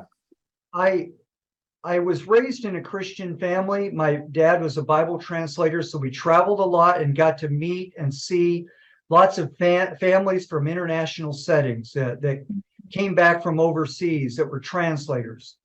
So I got exposure to a lot of different cultures. I grew up on the Crow Indian Native American Reservation in Montana. You grew up where? The Native American Reservation for the Crow Indians in Montana. Crow Indians. I heard Koreans. Crow Indians. Crow Indians, got it. And then my dad was in Ithaca, New York, going to Cornell University for advanced translation techniques and languages. And then I moved to Texas and got married. We had a baby, got a divorce, moved to New Mexico, where I did studies in architecture. I was first a carpenter and an architect. I'm an architect too. So I built a lot of houses by hand. I was a hard worker. Then I kind of got back into, because I was myself a child prodigy. I was spelling and reading at age 2. What? Yeah. And the norm, the average is what, age 5 or 4? Yeah, it's considered good if you're spelling and reading at age 5 or 6, because that's what they teach you in preschool and do you think that's kind of a residue of a past life or something?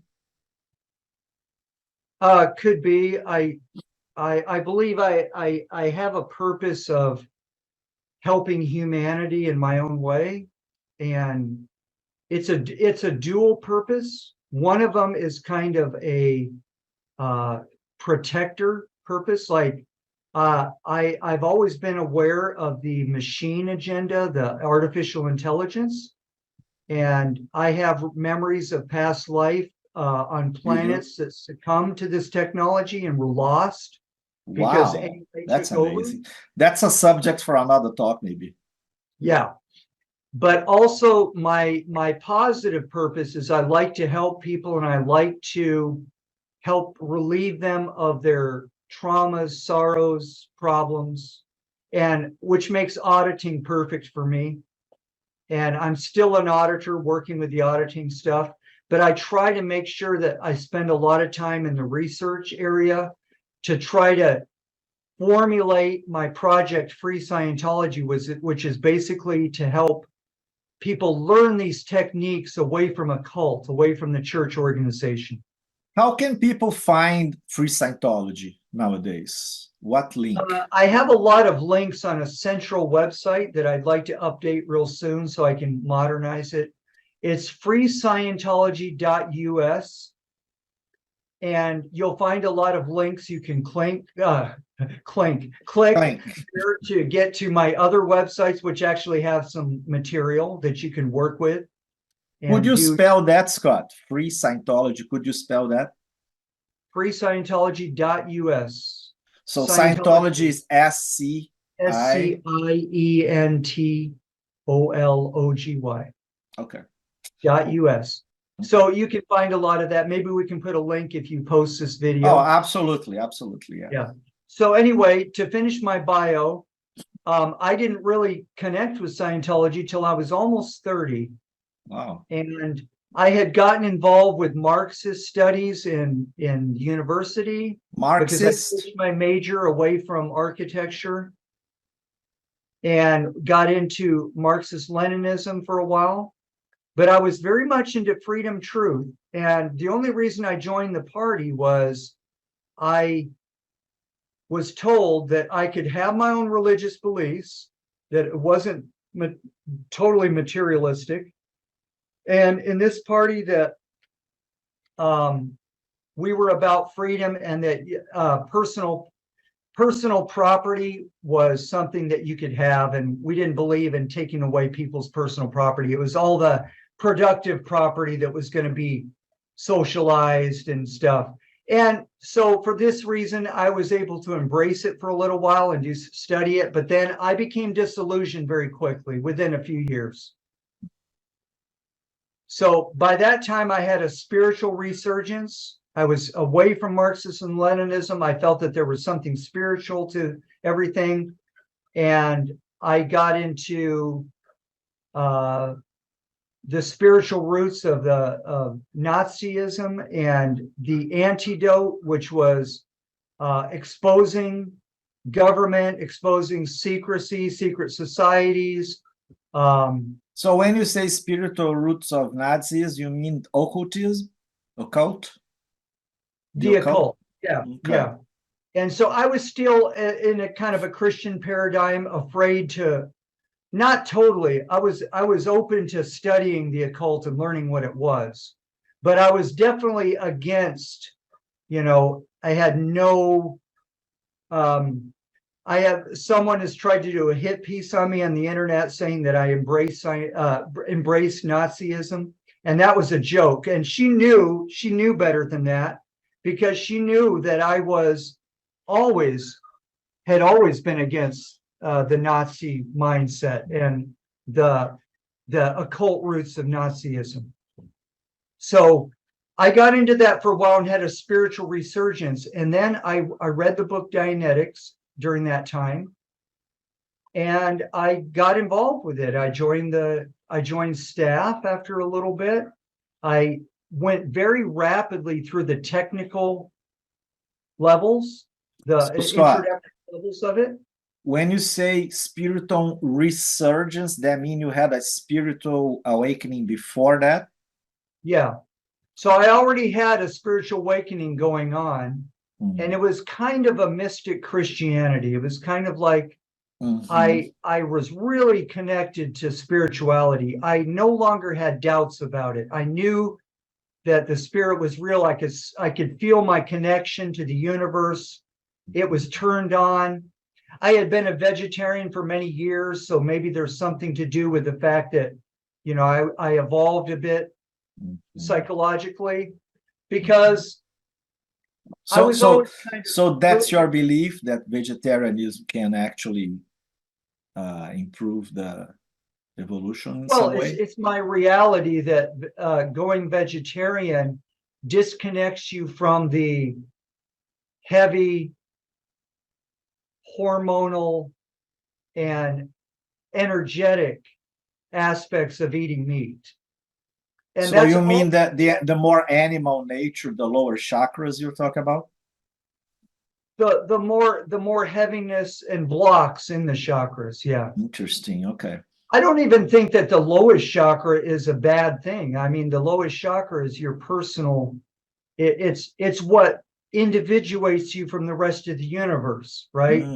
Now, the lowest chakra, if you shrink down to only that lowest chakra, that makes you a egotist or a Satanist, because you're no longer connected to anything else. But it's more like a bestial nature, right? Like you become like a beast. It can get bestial, which begins to invert the chakras. People don't realize that you can have dead chakras and not be very much alive, but that doesn't make you an evil person. What makes you evil is when your chakras begin to invert, because you do bad things and you get more and more. And a lot of that is rooted in trauma, but it's your response to trauma. Everybody is responsible for their own response to trauma. You don't have to become Darth Vader. People have the same traumas in their spiritual existence.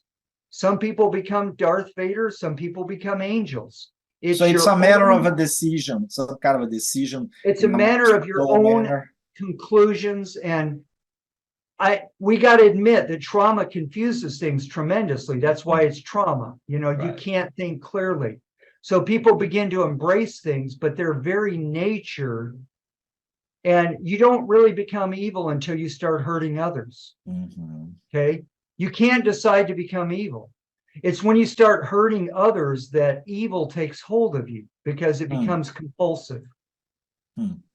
Interesting. So in my philosophy, I don't believe that evil was even conceived of by the Creator.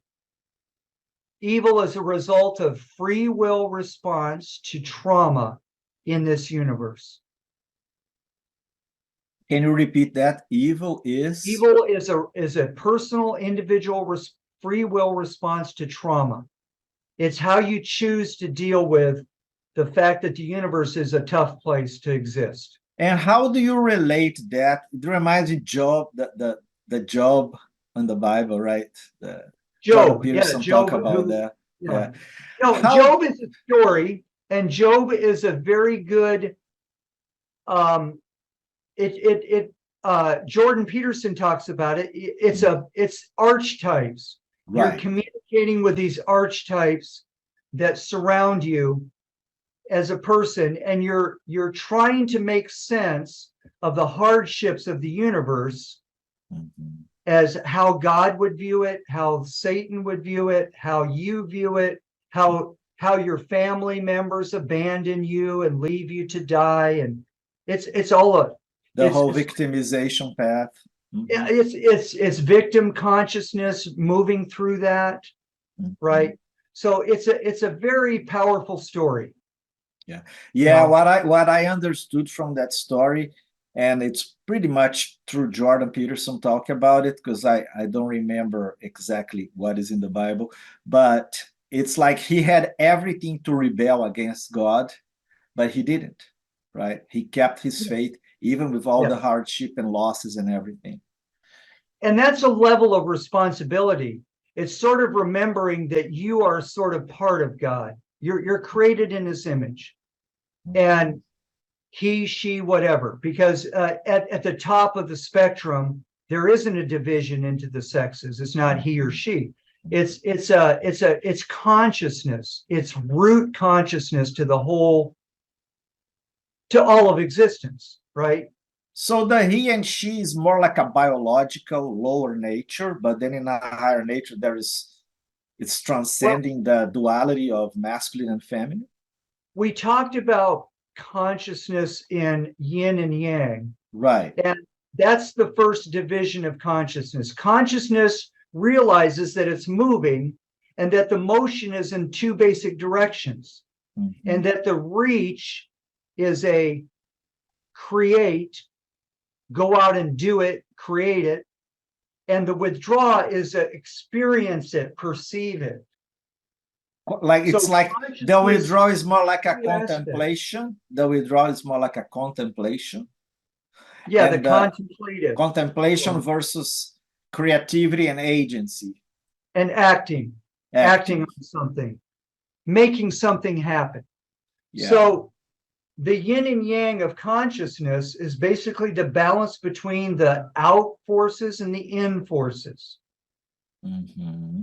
And before bodies were even thought of or invented, in the realm of consciousness began to be aware of these two push-pull aspects of motion. And that eventually evolved into a division, a hard division between bodies and their sexuality. Bodies were male or they were female. And if you look in the animal kingdom, that's where you find certain mixes and things like that. But in the human, there's basically two sexes, and I hope we don't get deplatformed for saying that, but that's a fact, right? I mean, biologically speaking, the moment Yeah. the person is born, there is two sexes, right? There's XX and XY. They're Right. definite chromosomes, and they shape the And sexual. both of them carry a little bit of the other too, although one is predominant.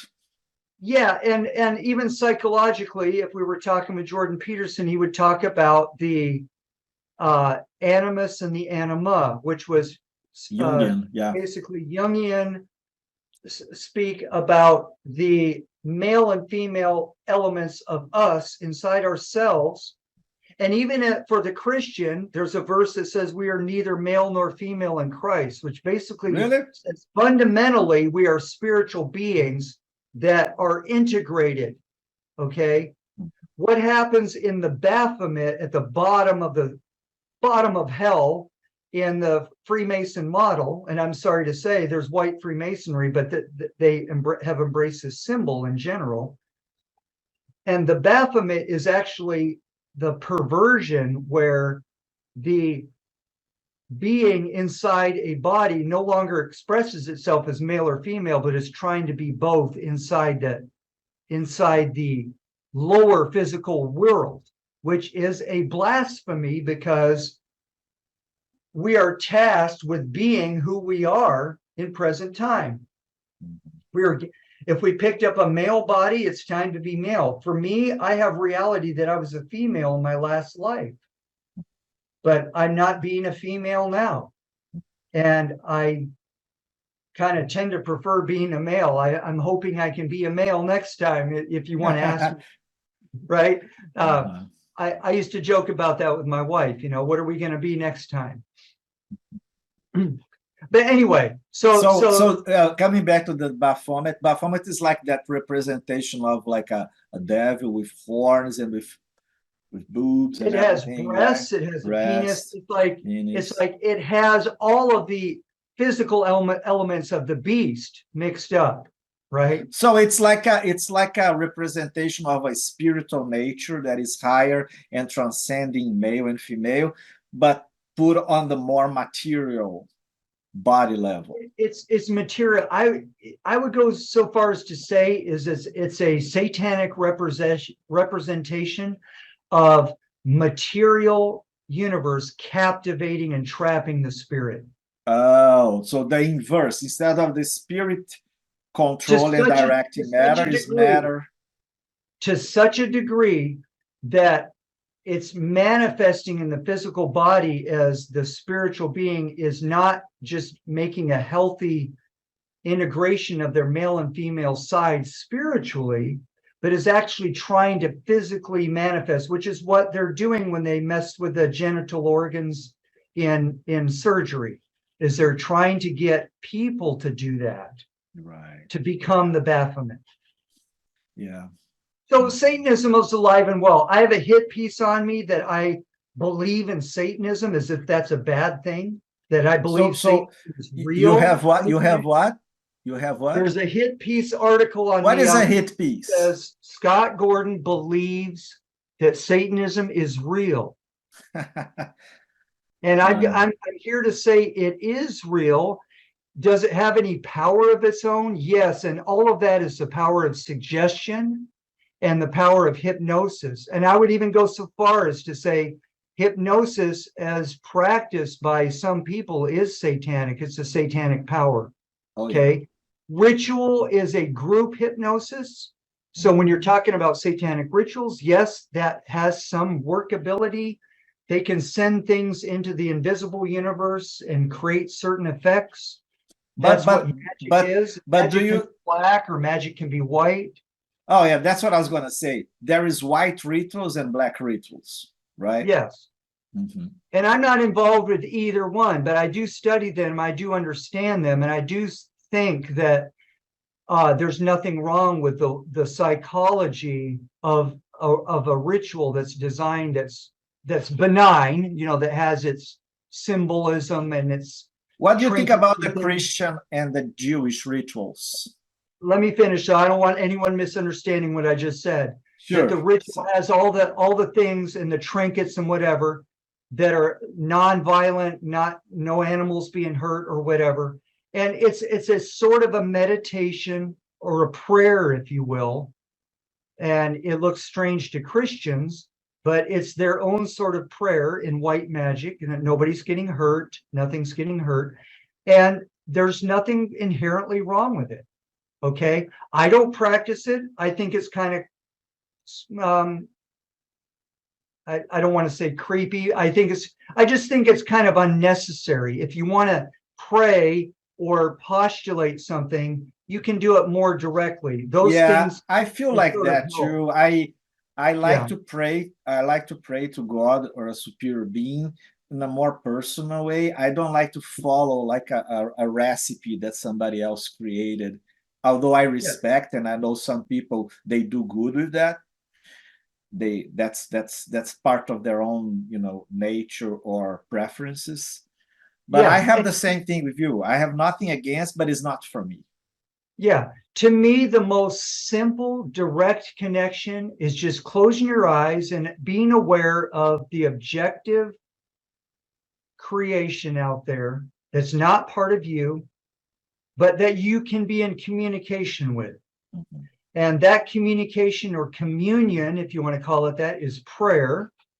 And that's also the top level of free Scientology, OT8. And, you know, the OT8 we have is the top level. And it's just basically learning to audit yourself and be with yourself and communicate with yourself and with the objective consciousness out there, which is the creator consciousness. So would you say that OT8 is almost like teaching people how to pray? Teaching people how to commune with the divine or with the objective, and not being only subjective, thinking that you are all that is. And that's called solipsism. And Mark Passio has some really good material against that. But basically, that's what Satanism is a sort of group solipsism. We're all every man for himself, you know, and you know, and that is related to narcissism, egocentrism, right? Ego, worship of the ego, basically. Yeah. And enlisting supernatural forces when they get into the advanced Satanism or the dark Freemasonry, enlisting supernatural forces to make your evil intentions come true. You know, try to harm another, like black voodoo. Like voodoo, yeah. So people actually practice that. I'm not saying it works. We know that voodoo only works on people who believe in it. So that's it's not called like a nocebo. It's like a inversion of placebo, right? Yeah, it's sort of its own version. Yeah, its own world. We call those matrices, or matrices is the correct pronunciation. But a matrix is when you can get one or more people together and create their own group reality. And we live in a matrix on planet Earth. And wow, it reminds me that's on hypnosis. Right. You reminds me that saying on the Bible that in order, at least in the Jewish tradition, you have to have a specific number of people for the ritual to work.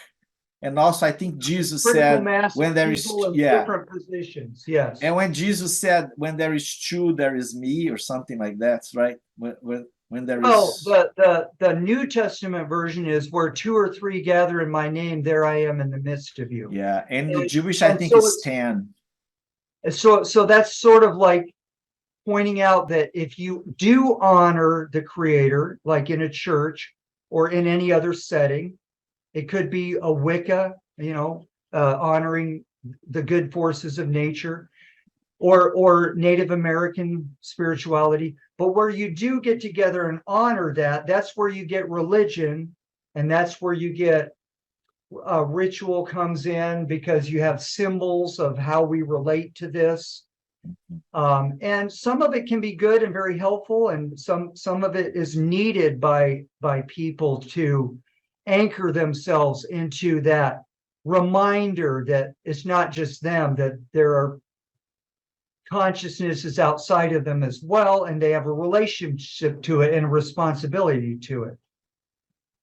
Interesting. Even Scientology contains some of that, okay?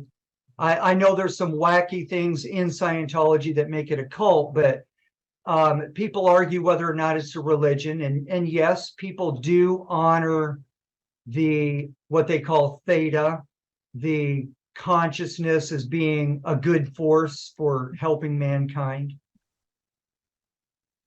Is theta equivalent to essence or soul? Theta is equivalent to spirit.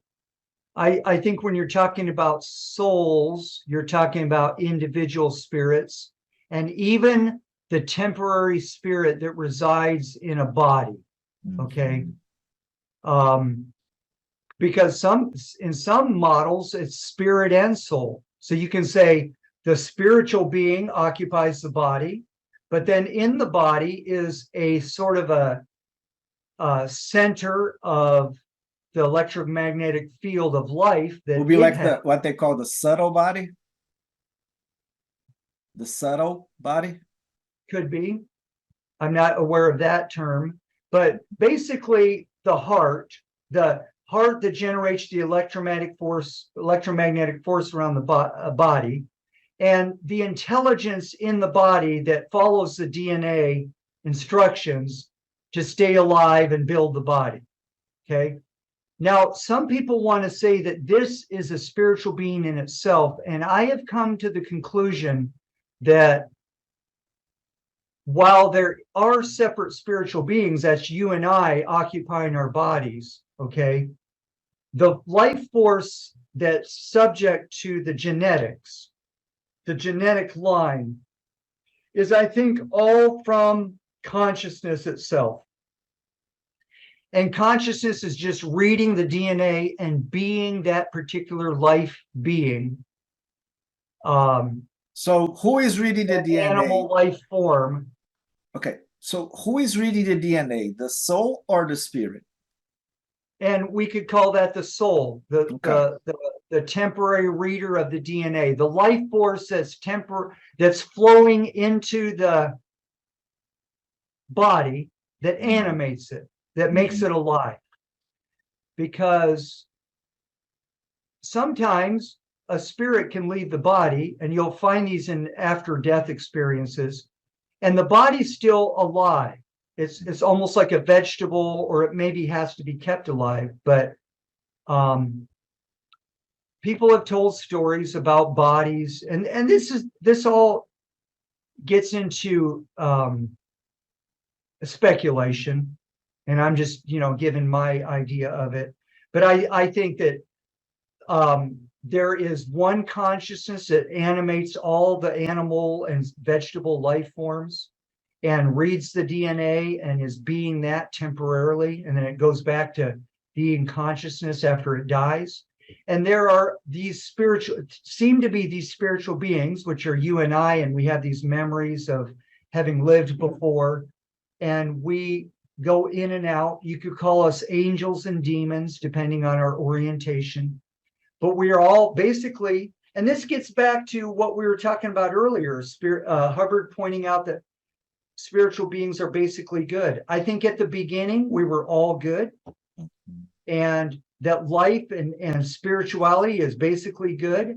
And that when we get into conflict over clashing personal goals and clashing personal intentions, if we act on that adversely and start being violent, violating the other's rights, that's when you start to see evil developing. And when that becomes a conglomerate of a lot of individuals acting, then we see evil in the universe. It wasn't designed that way.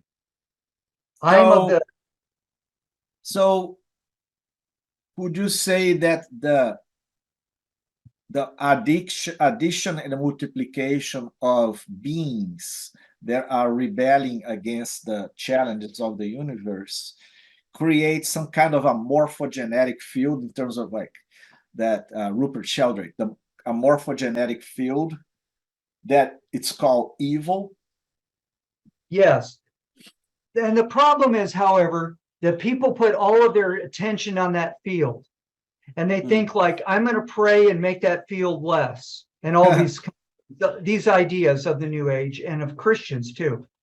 I think, well, the way that you discharge evil and get to the root of it, and it was hinted in Star Wars, right? Because you have Darth Vader becomes evil because of his trauma. Okay. And that's his response to trauma. It's not everybody's. Trauma doesn't mean you're going to become evil. It just means that you're going to be tempted to go the evil route and blame it all on the creator, rather than saying, oh, that happens. Sometimes you collide with things in this universe and get hurt. And so, Scott, you have to... who makes the decision to go to the evil route? The ego or the spiritual being itself? Well, the spiritual being has an ego, okay? Oh. And that ego has value because it separates you. It's what gives you the sense of property. What's mine and what's yours? This is my body. You have your body. You are a different person, but we can communicate with each other and share some consciousness, okay, like we are now. So there is a spiritual ego and a more biological animal ego. Would you say? Oh, ego, right. Ego, Okay, yeah. so the ego, no, what I'm trying to set up there, thank you, I got off track, is that ego has two sides to it. Mm. One is that it can become exercised improperly such that it begins to individuate and separate from the interests of the whole, okay, completely. But that there's a healthy It's like a cancer separation. cell. It's like a cancer cell. It can become out of control and become dominant. Whereas the ego itself is not inherently an evil thing. It's what helps you to stay separate and self-determined as a being. Because that's the intention, is that we go our separate ways, but then we come back into communication. We reach and withdraw through communication and through association to enjoy and exchange information as consciousness. It's interesting. That makes for a game and a purposes and all the components of games, so that I don't believe that life is inherently a game, but I think that games imitate life and imitate the rules and regulations and set up their own rules and regulations so that you can make them up. Becomes a subjective game that you can share, like a matrix. Interesting. Okay? You said that when the being is individualized, it reaches out to other beings to communicate, and it also withdraw. And that's the same two terms that you used beforehand about the two natures of consciousness, huh? Yeah, the reach and withdraw. It gives it's like a fractal. Yeah, it's a fractal. So it gives consciousness an opportunity to have a viewpoint and to perceive from different points. But then when it merges back together in the form of a group or with communion with the upper dynamics, consciousness begins to kind of melt into together. But it's a temporary thing. It's not a permanent thing. We're going to be individual spiritual beings, and we can set it up as we evolve. We can set it up to be more and more optimum, where we're reaching, withdrawing in a very positive way. Some of what we're reaching, withdrawing is we're reaching with bullets, we're reaching with weapons, and we're hurting people as in units of consciousness in this realm, right? So the ego is not to blame. It's not evil. It's what the worship of the ego becomes what evil does after it gets involved with harmful acts. It's like the worshipping of a false god. In a way, the false god is your own ego. Yeah. And if you're not careful as a Christian, there's plenty in the Old Testament that's false. And such as, well, they call themselves gods. And we understand that from the clay tablets that were left behind in many civilizations. So this is literally carved in stone, that mankind had interaction with alien beings, and they called themselves gods, and they were written down in the Old Testament as gods. The God of those are the Nephilim? Yeah. Ah, okay. And the Sorry, Anunnaki. I interrupted you. We call them the Anunnaki. Yeah. Mm-hmm. Okay.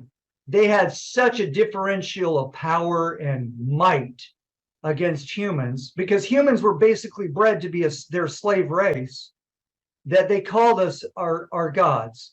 And it's more like the Greek system, where the gods are up on the mountain, and we pray to them in hopes that they won't come and tear us up, because they're big bad monsters. Giants. And so that was the Greek and Roman system, and they call them the gods in plural. Are those also reflected in Egypt? Yeah, they were in Egypt as well. And the Anunnaki were depicted in picture form on the carvings in Egypt, in the Egypt rocks. Yeah. So we have pictures of these alien beings carved into stone, literally. Was Goliath one of them in the Bible? Apparently, according to tradition in the Bible, the giant race, or the Anunnaki, mated with human females and produced these hybrids, which were big, tall giants.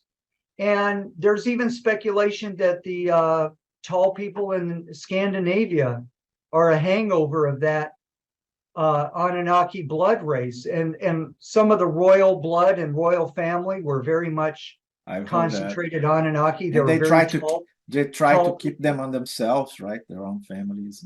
They're even called the blue bloods because there is another system. People don't realize that you can have blood based in iron. Iron turns red, and you can have blood based in copper, and copper turns blue. So they were literally Really? blue bloods. Yeah. Wow. Interesting.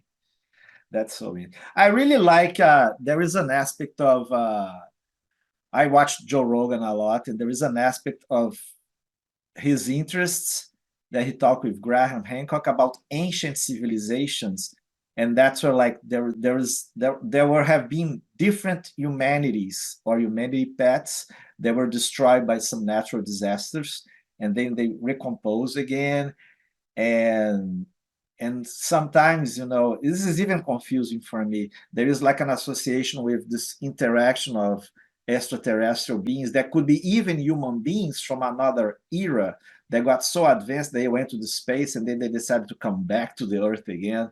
That's fascinating subject. I don't have my belief on that solidified, but it's something for me. It's really interesting. What do you think about that? It is fascinating. And I call it cosmology because it's your study of how the world is and how the universe is. And a lot of religions have cosmology, and it's mostly religions because, you know, we don't have always scientific proof of these things. Some of them we do, and some of it's kept away from us.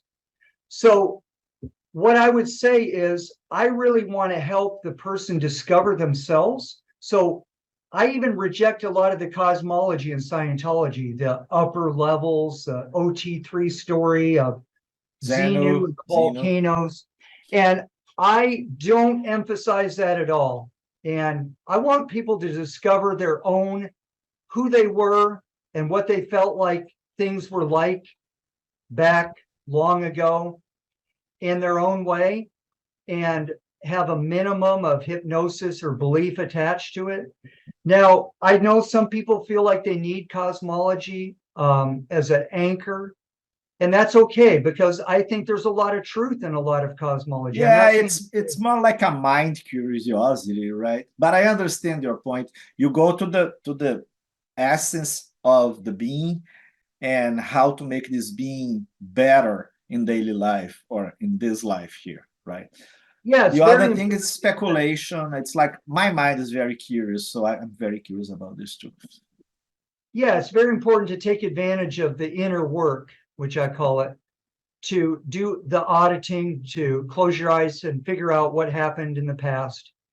That is know thyself, becoming more aware of yourself. And that leads to better behaviors, a better attitude, a better enjoyment of life. And that's where it all begins. And that's the core of all religions too. That's the core of all the good side of all religions, as I believe. And if you want to get further into trying to remote view the time track and see what happened to you and what kind of beings exist outside of this realm and things like that, that's fine. Over and over again, people come to me and try to tell me that this is important, that this can be a distraction too, right? It can be a distraction. And in the end, it's you and God, okay? And it's you and the people that you've associated with, and you're responsible to them, your family, your group, your tribe, okay? Your immediate surroundings. Yeah. And that's so much more important than if the Pleiadians are coming back tomorrow in some alien invasion. If they do, we're still going to be in these flesh bodies. We're still going to need something to eat. They're not going to be able to fix all of our problems, even if you're hoping that they will.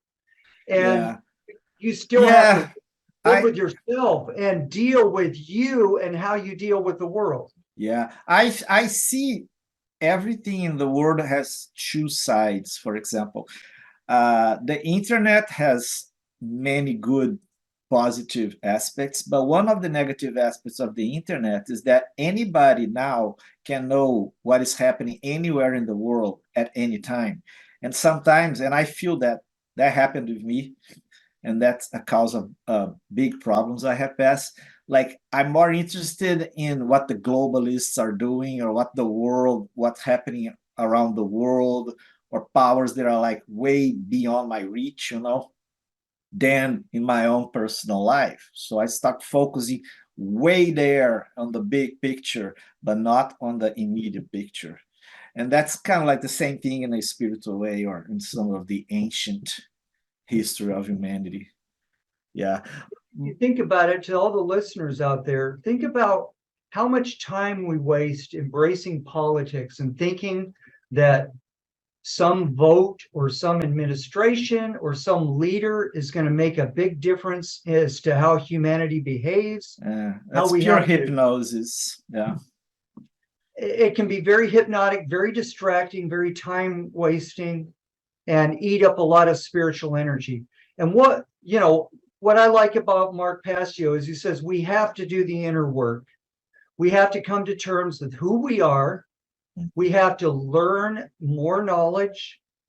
And a lot of times, in order to make room for more knowledge, we have to get some self-knowledge and get out of the way a lot of the trauma, so that we can embrace more knowledge and be of more value to our fellow man. Yeah. And that's what the inner work is all about. And that leads us into the trivium, which is taking in knowledge, processing that knowledge, and going out and doing different things. You can't solve a problem by being in the same state of consciousness. We already know that. So now we can solve problems if we processed and we become different. Okay. So that's important. And part of what I'm doing in the inner work is the inner trivium. It's going back and looking at things that happen to us, the input, actually processing that for the first time, because we weren't able to process when we were in a state of overwhelm during the trauma. Now we process it, and now we are going to begin to change and come out with a different outcome. That's the in, process, and out of the trivium, which Mark teaches. Interesting. I have a wise work. Yeah, I have a wise friend that I talked to her the other day, and she's actually doing some lectures about it. She says that The Secret, the book, the Secret, the law of attraction, everything. Yes. So she said the main thing that the law of attraction and The Secret don't tell people, it's like something that is missing on the message, is that it's not only the law of attraction, it's the action. It's like you're saying, like you have to not only attract the things like through visualizations or putting images so that can attract your life, but you have to act on it. You have to make it happen too. Exactly. So, the formula that Mark is teaching, very similar to the formula that was discovered in Scientology as to how people recover themselves out of an incident that they were trapped in. Mm-hmm. And that is, it's the reverse of what the sequence of actions is. Your thought, getting control of your thought and making thoughts. Then your emotions, that's putting thoughts into the body, and the body responds in kind and begins to take shape. Say your thought is, I'm going to go and tell my wife that I love her. So You think that thought, and then the emotion begins to take shape in the body. And then you go and you do the action, and the action produces a nice result. One question I have. Do you actually produce thoughts, or you actually download thoughts, or you actually, like an antenna, capture thoughts, or both? I think both. I think the nature of consciousness is that we access thought. We actually can process thought through the great processor, which is the consciousness. Okay. And that's where we get conscience, where we can tell from right or wrong. We have this intuition, and it's important to open up our right hemisphere. We have this intuition that can actually use the cosmic computer to calculate whether this is a right action or a wrong action. That's what conscience is. So it's like some kind of an artificial intelligence, in quote, but it's natural. It's the natural Divine, intelligence. yes. Artificial intelligence is mimicking. Exactly. Right. Yeah. And it will never. And it's never outside measure. of us, right? It's not inside. Yeah. I mean, Yeah. in a way, it's outside, but we process inside. It will never measure up. If you follow Nassim Haramein, the great physicist, modern physicist, he will tell you that the greatest potential of artificial intelligence will only ever be equal to probably a tiny section of the universe of its intelligence, where it's a microcosm, all the information that can fit into an atom, let's say. Okay. That was produced by both programmers and people that provided the data to the same artificial intelligence. That's correct.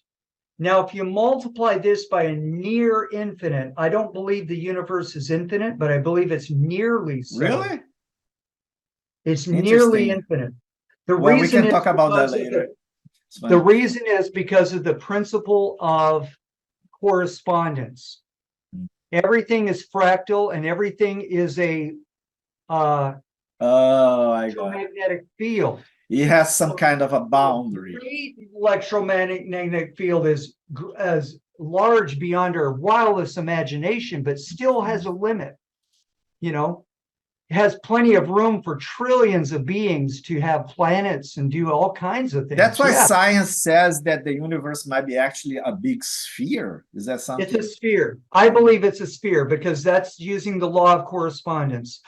And that there's a center to it. And in that center, it processes, the black hole becomes the white hole and becomes the Big Bang. And if you look at it as the shape of an apple, we live in the stem of the apple where the Big Bang is. And that's all we see. We see that there's been an explosion and that we're going out and everything's expanding. Okay.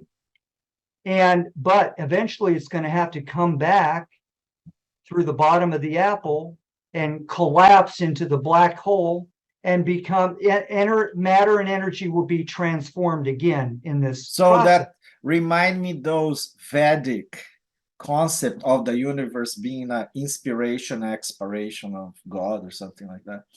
Yeah. So that's the center.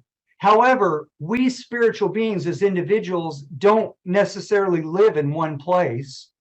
We tend to, I think, be attracted to the expanding part where there's planets where life can inhabit. And it's kind of the youthful universe.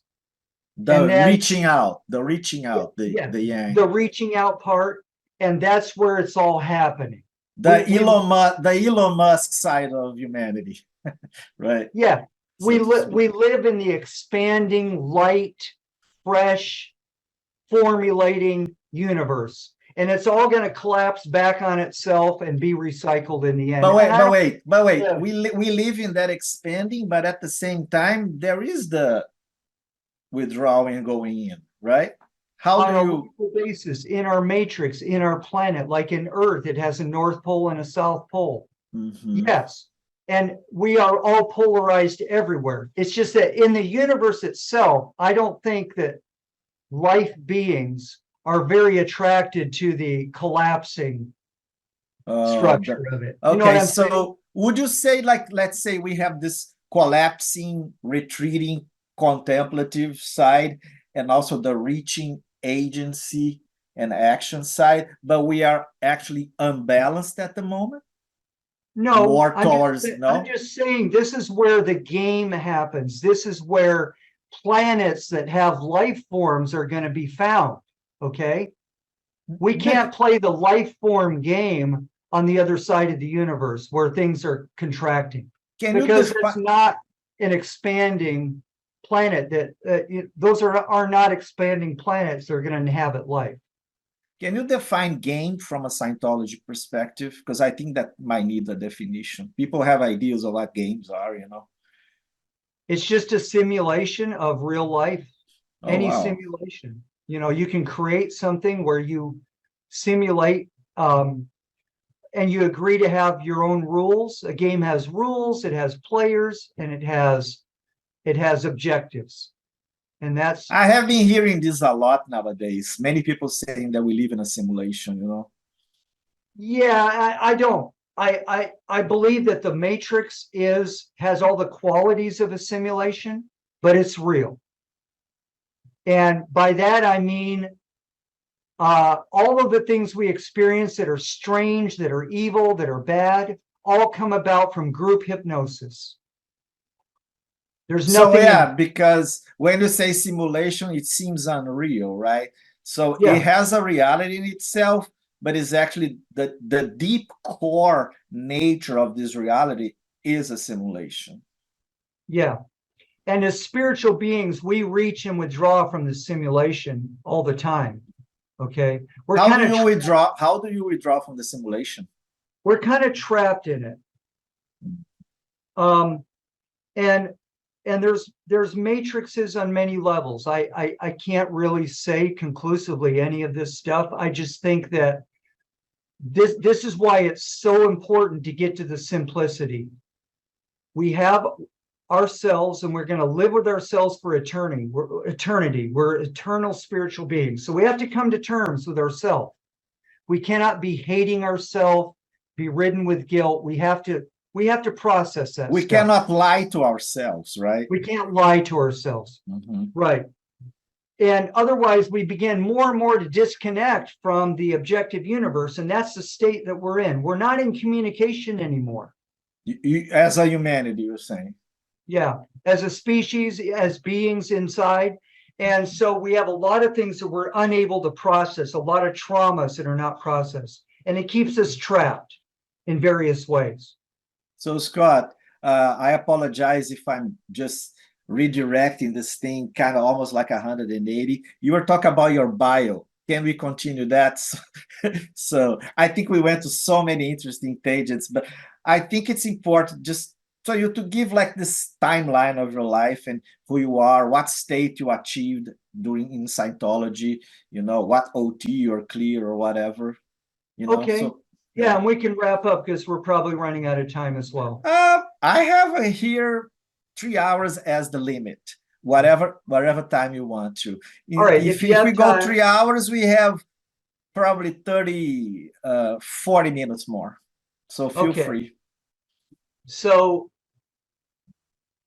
a lot of what I just was speaking about was I came across Mark Passio's work, and it's a very good aggregation, as he puts it, of information, occulted information that's been hidden from mankind a long time. Mm-hmm. It resides in some of the secret societies and the bloodline families, but that stuff is there, and Mark has studied it.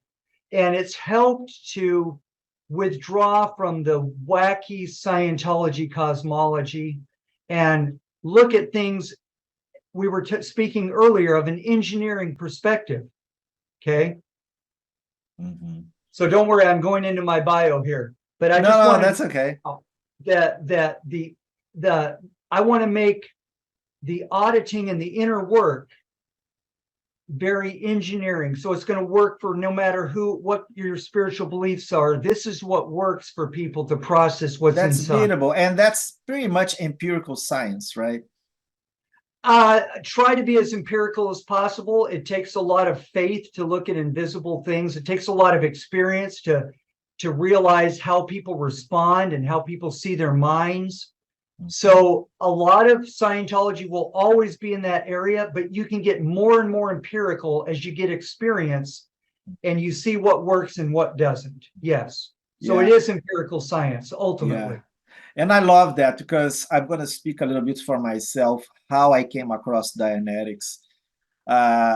So it's a long story. And I came across, I was given an information about a wise being that I met when I was living in Brazil that told us, we were part of a group of students, that Dianetics was a very good tool for us to work on our minds, on our health, and well-being. And that was a science, and there was an engineer that had created the science, and that was the power of it. But he also warned us to not be close to the church that actually possessed the science, because the church has cultish nature, and we could be grabbed by that whirlwind, you know. And so I love what you say about being that your intention of seeing this as a science, as something objective that can be actually used and reused and tested and tried. That's it. Okay. So basically, to get back to my story, when I came in 1993, when I read Dianetics and I came into the organization, I got very much fast-tracked into the technical aspect, the same training that an auditor would get at the beginning. I was supposed to be a supervisor, but the first steps of training are identical.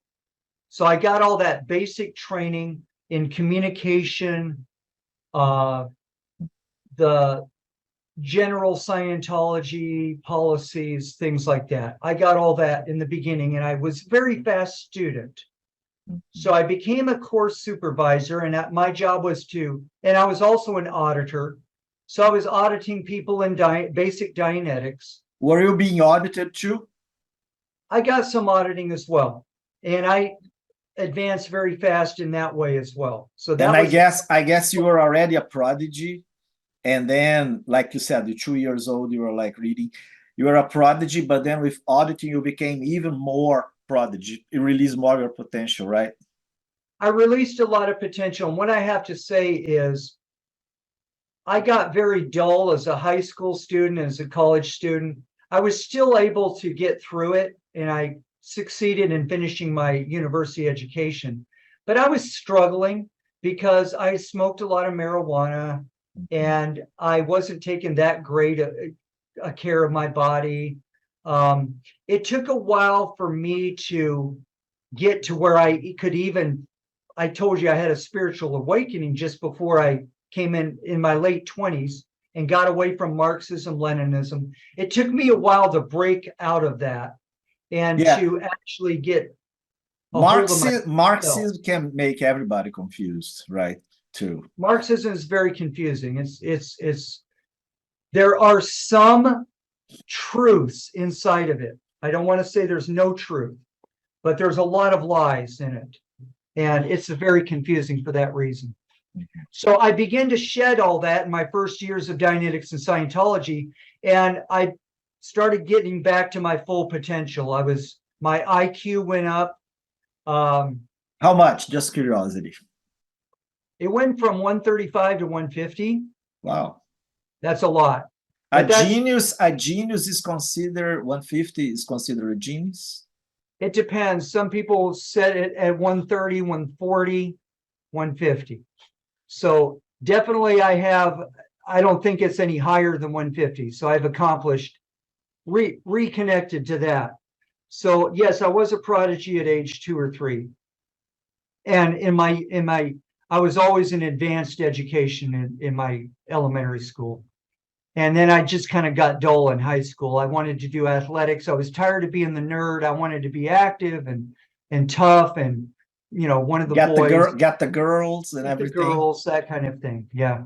So I let myself, my standards lower in the intellectual range. Became more like an average adolescent, right? Yeah. But Scientology study technology and the auditing kind of helped me to get back on track. I finished my college degree, and which was kind of strange because they don't let you go back out and do things. But when I signed up for staff, I said, I'm going to go and finish my college degree. I want Good to for make you. sure that's. And that was in architecture? No, it had been in architecture, but now it was economics and sociology because of my Marxism. Oh, but since I was so close to finishing, I went ahead and finished the degree. There's nothing wrong with a degree in economics. Microeconomics is very important. Natural laws about supply and demand and about how the world works. So yeah, I love Mises, the Mises Institute. I actually bought a book here. It's like the Mises Institute. Yeah, yes. It's called The Human Action, the book. It's like a Bible. Yeah. So you need to read it. That I learned a lot of that in economics. So that did me well. I never applied it or used it as a degree in a job or anything, but I was able to become a school teacher within a couple of years because I was substitute teaching. I applied for jobs, and by some miracle, I got selected to be a school teacher, and they gave me 3 years to finish my elementary education certificate. And you were already Scientology as you were teaching. Yeah. Okay, got it. Yeah. And this was necessary for 2 reasons. In order to stay on staff at the low pay that they had, I had to work slavery, part of the time. And I had a baby daughter, and she grew up with me during those years. I didn't have primary custody of her, but I had lots of visitation. Oh, you are already divorced. And I was divorced. So I had to fulfill my child support obligations. So that's why I kept on that parallel track where I was developing my professional career as a school teacher. Good. So you kept a feet on the world, and a feet on Scientology, which is, part of the world, but a bubble in itself. The irony, and this is how I got part of OSA, Office of Special Affairs, is in the late 90s, I was on top of my game as a supervisor. I had all the statistics of, a full course room, a well thought of supervisor. And I was recruited because I wanted to kind of challenge myself into the legal public relations and spy network of OSA. And I thought by doing that, I would be using my potential and my intelligence to protect my organization, to protect Scientology from the bad guys. So one thing before you went to OSA, before going to OSA, you said you were a supervisor. Let me talk about what is a supervisor in Scientology. What is that? Okay, a course supervisor in Scientology supervises all the introductory courses and helps coach people on their communication skills, helps people look up words in the dictionary they don't understand so they can understand the material they're studying, basically makes sure the person gets through their checklist of course requirements and gets a good result of life improvement from learning new knowledge about life. And you're talking about supervising trainee auditors, people training for being auditors, or also people that pre-clears, which are the people receiving auditing? I did both. And really, I did the new people that walked into Scientology and wanted a life improvement course. That was the main thing I did. Mm-hmm. So this led to my short career for a few years in Office of Special Affairs. As David Miscavige went psychotic and the organization started falling apart. And that was when? 2000, everything was great up to 1999. And then 2000, things started going downhill. Although Hubbard passed in the 80s, right? Hubbard left his body in 1986 January. So Scientology kept a little bit of a hold on reality from 86 to 2000. 2000 things got weird. Slowly started to break down and fall apart Yeah. from the top down. Did he choose David Miscavige as his successor? Not really, but he didn't choose really anybody, and that was the problem. He sort of left them to fight over it, and that's what happened, and he did. He knew who the top people were, and he let David Miscavige be the chief of the mission to get Hubbard back into management. But Miscavige deviously realized that he was in charge of all Scientology more and more in that position, and so he just took it over. And there is some kind of like rumors that even Hubbard's death was a little bit shady, right? That yes, I believe maybe that he didn't have a natural death. I believe that David Miscavige and his lawyers who were running Scientology basically knew that Hubbard was on the edge, and they let a full syringe of a psychiatric medication that was being used to tranquilize Hubbard to get him to sleep. At times, they put a full dosage of it, sent it to the motor home that he was living in. And I think Ray Midoff, who became the senior CS International, was used to sort of get this in his buttocks, as a shot. And not before he had signed a new will and testament of his Scientology empire. And yes, I think he was executed through poisoning by over medication. So when you say Hubbard was on the edge, he was on the edge physically speaking because of old age, or on the edge mentally? He was getting a little bit insane or something. Both. Oh, okay. Definitely both. How old was he? I think he was born in 1911, so he was going to be 75. Not so old. 75. Not so old, yeah. Do you think why he got into the edge, this edge mentally and physically? Do you know the reason why? Too much alcohol was Really? one culprit, yeah. And not getting out very much because he became more paranoid and more reclusive. So his health began to wane, and drinking that much alcohol daily is not a good thing when you're not active physically. And a lack of community, because he was like the superior authority there. I believe he didn't have much connection with other people in an equal level, maybe, right? Yeah. He was not in good communication anymore with management. All he had was relaying messages to him, and it was upsetting him. Some things that were not being done, he wanted done. And so he would make these orders, and things would get crazy because, it's the same old story of playing telephone. The messages got crossed back and forth. He was deteriorating mentally. So who knows what he was ordering in those last days, but a lot of his orders were getting ignored because he was crazy. And so David Miscavige could pick and choose his orders because he was the one relaying the messages. Yeah, it's like the same history of all the end of empires, right? So Scott, coming back, sorry about my questions, coming back to your bio. So you were there in OSA, right? Yeah, and I could see that Scientology was going down.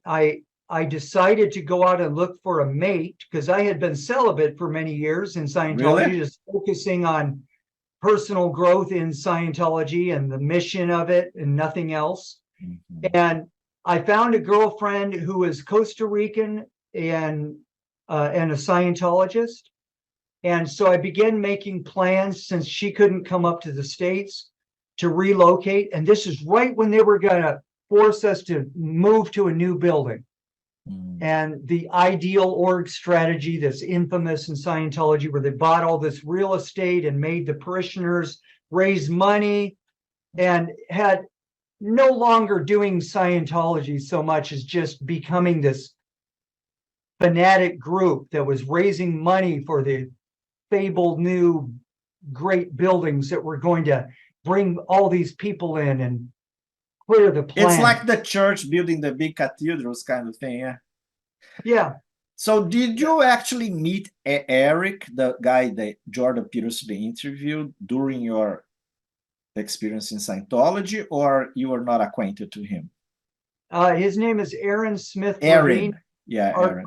Our paths never crossed, although they may have crossed just sort of like we were in the same place at the same time on the LA area, because I went to LA a lot in the early 2000s in the summers as a director of special affairs to get various things. Oh man, I was living there. I got my auditor. I ended up getting my auditor course at the Celebrity Center because I decided I was strong enough to be in the church, get my diploma, certified that I actually learned a lot. There was a valuable learning that I had in my book, and then just say thank you very much for your offers of 1 billion year contracts. I'm on my path, you know. So that was like 2003. Were you there in LA at the time? Yeah, so our paths probably crossed in the sense that we were in the same place at the same time. Yeah. Cool. So I had also been to the ship. We could do a whole show on how I was kidnapped on the ship. Oh yeah, this is the first of many, man. This is the first of many. So you're kidnapped by a ship? I was kidnapped on the ship for a few days. They had my passport and they didn't let me go. And it's a long story. I'm not going to tell it today. Sure. But what I'm going to do is wrap up my bio and how I got into my Free Scientology project. Yeah, let's do that. I began more and more when I was on staff in Costa Rica. I was very refreshed, first of all, because these were people that were not connected to management. They just had the materials and they were just following the instructions. Down to earth. It was great. Mm-hmm. It was like, okay, now we're doing Scientology again. And a lot of not politics are not bad things. They're good. They're good. And you're talking about Scientology and Dianetics too, right? Or just Scientology? Inside the Scientology organization, they do both. It's Scientology and Dianetics, yes. So you are in Costa Rica. I was in Costa Rica. So while I was in Costa Rica, I had a fellow staff member who had a psychotic break. And that is another long story in itself. But I was still training as an auditor in my own time. And I used my auditor training to rescue him and help him back to sanity. And it worked. Now, there are some tragedy stories like Lisa McPherson and other people who didn't come back from their psychotic break. But in this case, I was able to do that and help the guy. And so I really knew the technology very well. I applied it very well. I wanted to be an auditor. I wanted to handle the tough situations because that's kind of what I was becoming, was a pretty tough Scientologist. But I also was trying to become more compassionate and seeing how the toughness in Scientology was sometimes the wrong thing, right? One question, Scott. At that time, had you already achieved the state of clear? That's another story in itself. But what I can say is I went clear. I remember that the moment I went clear was in early January 2006 while I was in Mexico to do auditor training and get some of my own case handled. Wow. Can you just give us a glimpse of what is the state of clear? I know you have to finish your bio and we don't have much time now. We have like 23 minutes to get 3-hour mark. So the roots of my own going clear happened in 2001 when I was getting Dianetics auditing professional on the meter. And I went way back to the very beginning of time for me. of your At time. the time, I didn't realize I was going clear, or that I'd hit. I knew that I had hit the most basic incident you could have. Really? Scott, And that was, what's the name of that? It's like the basic, right? you can call it Basic engram. basic on the whole track. And it's basically when we separated from consciousness into began our own trail Wow. of I existence. even have goosebumps here. Yeah. It was pretty profound and pretty powerful. Okay. I cried a lot because I contacted. It's not that at that time I would have had any tears or regret, but I contacted the loss of Paradise. paradise. The loss of paradise. Good. That's really what it was. And I wept a lot during that session. But unfortunately, we were doing the session so late at night, I was physically getting tired. And so we ended the session successfully, but I didn't realize I had gone clear. I just knew I felt completely different. And a few days later, when we did a correction list, there was a read on the list, have you gone Dianetic clear? And the auditor asked me, hey, this read, did you go Dianetic clear? And I said, I didn't want it to be true because I wanted to do all this other auditing that I knew I wouldn't be able to do. So I was able to succeed in telling him that, no, that must have been a false read. But in my mind, I'm going, maybe, but I don't think so. I don't know. You know, it's like I let my doubts overtake me. This is why it took several years where I finally got some auditing and did my purification program, which is basically a detox, and had done that again.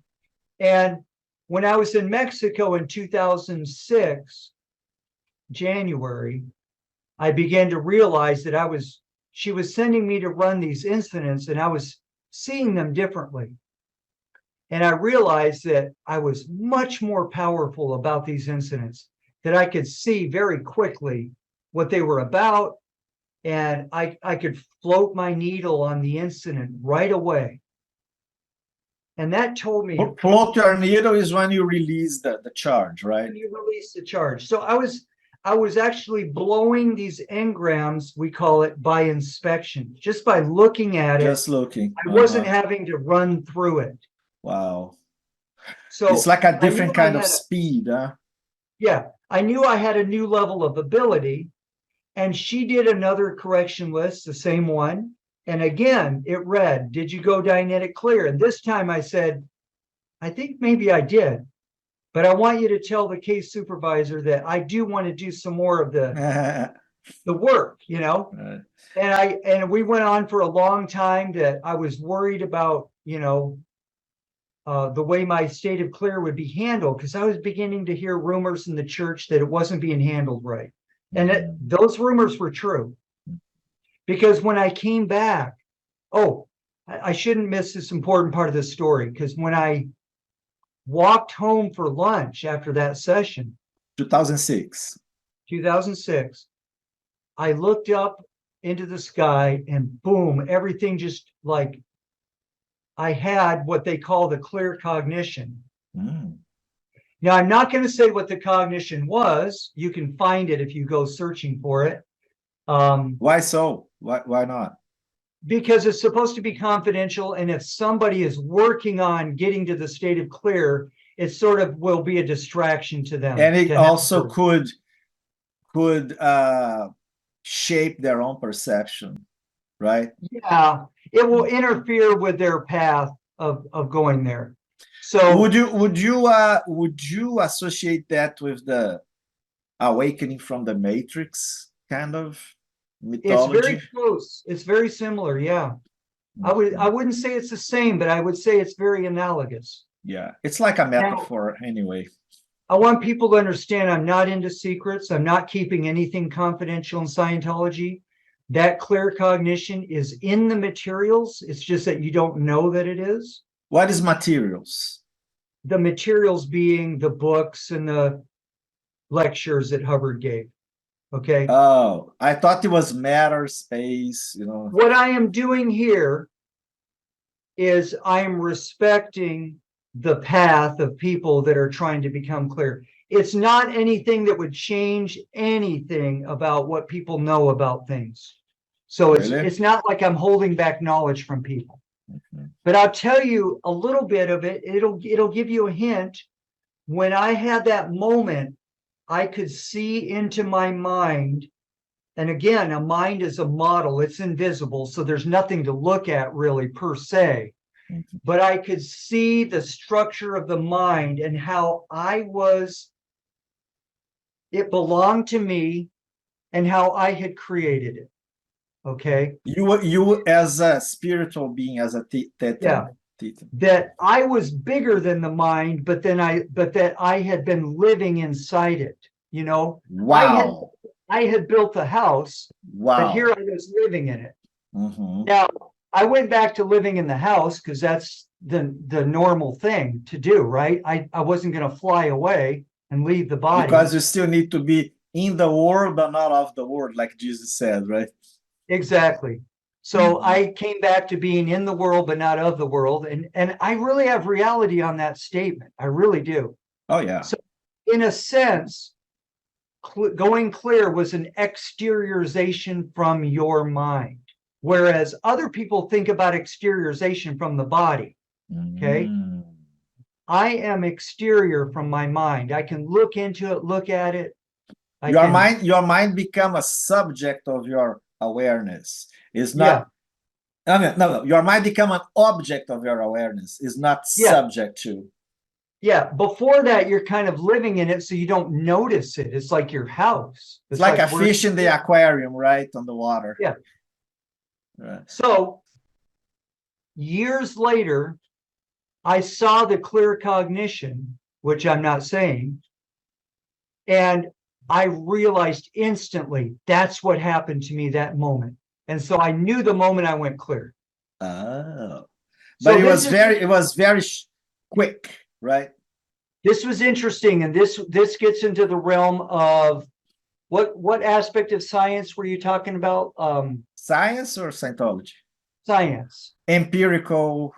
Thank you. Empirical science is when you can look at something and the person's never seen the clear cognition, and yet it happened. So a phenomena happened that the person wasn't suggested or set up to have happen, right? Mm-hmm. And yet Hubbard says this is what happens when you go clear. Well, he was right. That's what happened to me. Mm-hmm. And I spent the rest of the day with my head with my mind and my perception at the top of the trees, walking around Mexico City, just enjoying the sun. What a place to be in a state of clear. Went to Teotihuacan, I don't know how to spell the pyramids there close to. Oh man, that's a nice place to have a clear moment. Yeah. Yeah, it was in the city, and I didn't wander out into the pyramids, but I did. I was out of my body, and I was just walking back and forth, almost with a grin on my face. It was like I was so happy, so in touch with nature and love. I felt a feeling of love. So I have a question. Do you think what is the relation of the place? Mexico City is a very powerful place, has a lot of ancient history, with the fact that you had this realization. I don't, other than the fact that it was very friendly weather at the time, and I wasn't distracted by being cold or too hot or whatever. All I can say is it was a nice place to go clear. I've always found Mexico City, at least the parts I was in near the organizations, to be friendly places, and the Mexican people friendly. So I loved Mexico City, what I saw of it. I know there are bad parts of town just like any other place. So really, it wasn't an extra spiritual place, but it was a good place, safe place for me to have that awakening. And that's what happened. And the awakening was crushed the next day, unfortunately, because I walked into session expecting that I would get a message from the case supervisor that, oh, You know, it's great that you went clear. We're going to send you to Congratulations. Yeah. clear certainty rundown, which is a special auditing that confirms your state of clear, right? That's what I like about that. They have all this kind of confirmations, right? No, yeah. Well, you know, and there are reasons for them, and that's actually a valid rundown. It's something to give you certainty on your state of case. I had enough certainty from all the things that had happened and all the cognitions I had, the realizations I had. Inner certainty. Inner certainty, yeah. So, however, I didn't fight back. The auditor said I had to redo my objectives, and it was just crushing. That's what the mishandling of the clear that you mentioned before, right? Yeah. I didn't fight back. I was just crushed. I was in shock. I couldn't believe that. Well, you were in bliss and shock at the same time, right? Not anymore. I was back in the body because so no bliss anymore. Things like that happen to you, the party's over, you know? Right. I will say that from that point, even though that was a huge disappointment, I had a different quality of life or a different approach to life to where I can say things were radically different between before I went clear and after. Mm-hmm. Now, I'm not going to say it solved all my problems or made me a Superman or anything like that, or that I recovered all my memory. I can still run engrams. I still have incidents, but like I said, I have a new ability to spot what's in the incident right away if I want to, or I can just kind of go through it. But in either case, I don't agree with Hubbard's thing that you cannot run incidents anymore when you go clear. I do know that it was awfully different and it could have been a problem. So I do agree with Hubbard's observation that it can be a problem. But anyway. It can be a problem in what aspect? Running engrams on a clear, trying to run Dianetics on a clear. Okay. Yeah. Anyway, I'll wrap up because I'm losing my voice. But okay, we're almost there. I'm near the end of my bio too. So once this happened, fast forward a couple years, I spent less and less time on staff because I was getting more and more disillusioned with the way management was running things. And then I finally got the Truth Rundown, which is the Tampa Bay Times series of videos. I think it's still online, where all the executives that came out of the church were testifying as to how David Miscavige was beating his staff. The Scientology had lost a lot of its, why things were going bad, why it was turning into a real estate scam, all those things. And I embraced that as truth because I knew those guys were not lying. And as I found out, more and more evidence of that came out. And so since I was married to a Scientologist, I had to stay under the radar, we called it. And for 2 years, I stayed in the church, pretended everything was okay.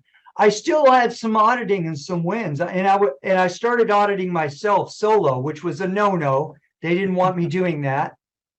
And I became an accomplished solo auditor. So I knew that tech worked. It worked very well. Mm-hmm. So therefore, finally I got busted. My wife found me solo auditing. She wrote a report on me. Whoa, really? Yeah, Costa Rica has tin roofs, and when the rain was falling, I couldn't hear the door. Well. So I got busted, but I still stayed in. You got busted because your wife blackmailed on you. Not blackmail. Your wife basically pointed to you. Wow, she reported you. Yeah. She's a really good person. She did ask me if she should send the report. She was going to give me the choice. Oh, wow. I misunderstood the communication and she sent the report because she thought I said yes. And you did it. So it was an honest mistake on her part. It led to a lot of things happening. Our lives fell apart. Our marriage fell apart. However, up to that moment, we were really enjoying a really happy marriage. We had gotten Scientology marriage counseling. It worked out very well. Was she also clear? She went clear about a couple years before I had to leave. Oh, not when you divorced, before the divorce. but before the divorce. Oh, interesting. Yeah. So She a had to relationship between two clears, that's a subject for another conversation. Yeah, she had felt she had to divorce me and disconnect because she wouldn't be able to do the advanced levels if she was still connected to me. So the church was more important than the relationship. Because I was out ethics. I had been on the internet learning Ostracized. all these things about the church. Mhm. So I wound up, I'm going to finish my life story here. I wound up in the United States starting from scratch with some of my possessions that I could bring on the plane. How old? I didn't really have a place to live. I was 40. How old were you, Scott? 40? 40 something. Let me Wow. calculate here. Restarting the life from 40 something. If that was 2012, I was actually 48. But you have the most important thing is to be the clear state, right? Yeah. Yeah. And I was able to kind of clean that up in my solo auditing so that I found myself acting like a clear, like I actually had some spiritual presence and some knowledge and contentment with the universe. I'm not going to say it makes you happy. And people feel that. help. People feel It that you helps. have like a special, maybe charisma or clarity, right? Make Yeah. things easier. I hope that comes through to some degree because I feel that way a lot of the time. Mhm. I do still have physical problems once in a while. I get ill once in a while, but it's few and far between. How old And are you now, Scott? I'm going to be 60 this coming year. So that was 12 Wow. years ago. That's cool. 12 You look years younger. ago, I You came look out of the younger. church and I started co-auditing with a friend who also came out of the church. And we did all of the Scientology grades. Now that I was clear, I wanted to do all those steps. I wanted to do all those grades, Scientology auditing. So there are steps beyond clear then. Actually, these were supposed to be before clear, Oh, but really? I went Dianetic clear and I wanted to do all the Scientology auditing. Mhm. And a lot of people are forbidden from doing it because they say, oh, you can't audit a Dianetic clear unless you go to the advanced organization and pay a lot of money. Oh, yeah. So I got to do it free outside the church. So I was very tickled about that. I had a good time. That project became Free Scientology. At first, it was sort of a collaboration with my co-auditor. We've since had a falling out, and that's another long story. But he did a fair job, and I did a fair job with him, and we were both happy at the last time we were together co-auditing. And these other things that happened were the result of the lockdown and were the result of some guests I had in my house who everything just went kind of bad. So give Mostly people because of again. the Yeah. pressures of the lockdown. Yeah, that affected everybody. I got into a deep depression too. Give people the link to Free Scientology again, please. In Okay, case they missed.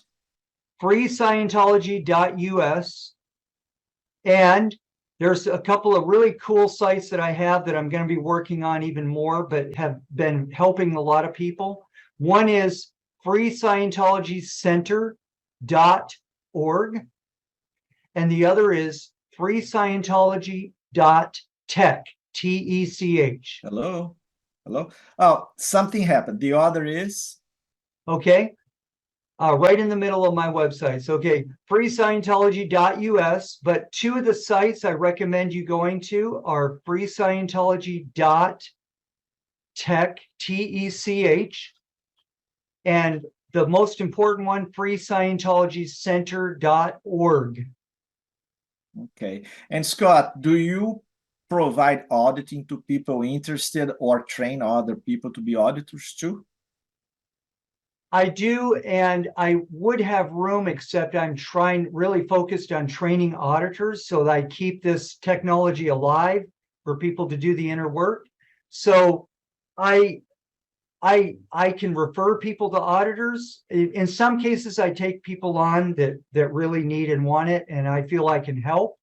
But mainly, I try to keep my schedule open to do these kind of things, interviews, and as well as compiling the checklists for auditors to learn training and things like that. Because I think at this stage in life, I want to leave behind and I think it strikes a blow against the suppressive church to have an alternative for people out here to go up their $1 million bridge for just the price of putting in your time, learning how to become a better auditor, and getting together and cooperating with another person. So the future is co-auditing outside the church. That's what Scientology can help mankind with. And that's where I'm at. That's how I started my path. That's what I started my path. And that's how I was directed to co-audit to some other people interested in our group, all for free. We read the books, we applied the technique, and I have a lot of experience to being audited and as an auditor that we can talk about another day. I love that. So I think we are, so I think we are out of time, almost out of time. But thank you so much. I think this was a great talk, and I think that can potentially bring clarity to a lot of people and hopefully interest in getting to this path of clearing themselves. Well, thank you so much. And I hope people can avail themselves of the materials and contact me if you want to learn how to become an auditor. That's my main focus right now. And thanks for having me on your talk show, and good luck with your You're welcome. future. And one thing I want to say about you, that you are a very accessible person. You're really responsive. If somebody wants to get in touch with you, I'm just saying that it's easy to get in touch. You're in Facebook, right? Scott Gordon. Yeah, let's talk about your name so people can find you. Scott Gordon. Yeah, you can find me easily on Facebook, Scott Gordon. Okay. I don't remember the actual link. That's okay. I just try to apply communication. That's what one of the things that Scientology has to offer is. It's all about communication, and it's really good practice to learn. Right. Thank you so much, Scott. Wish you a good day. You're welcome. Take care. You too. Bye.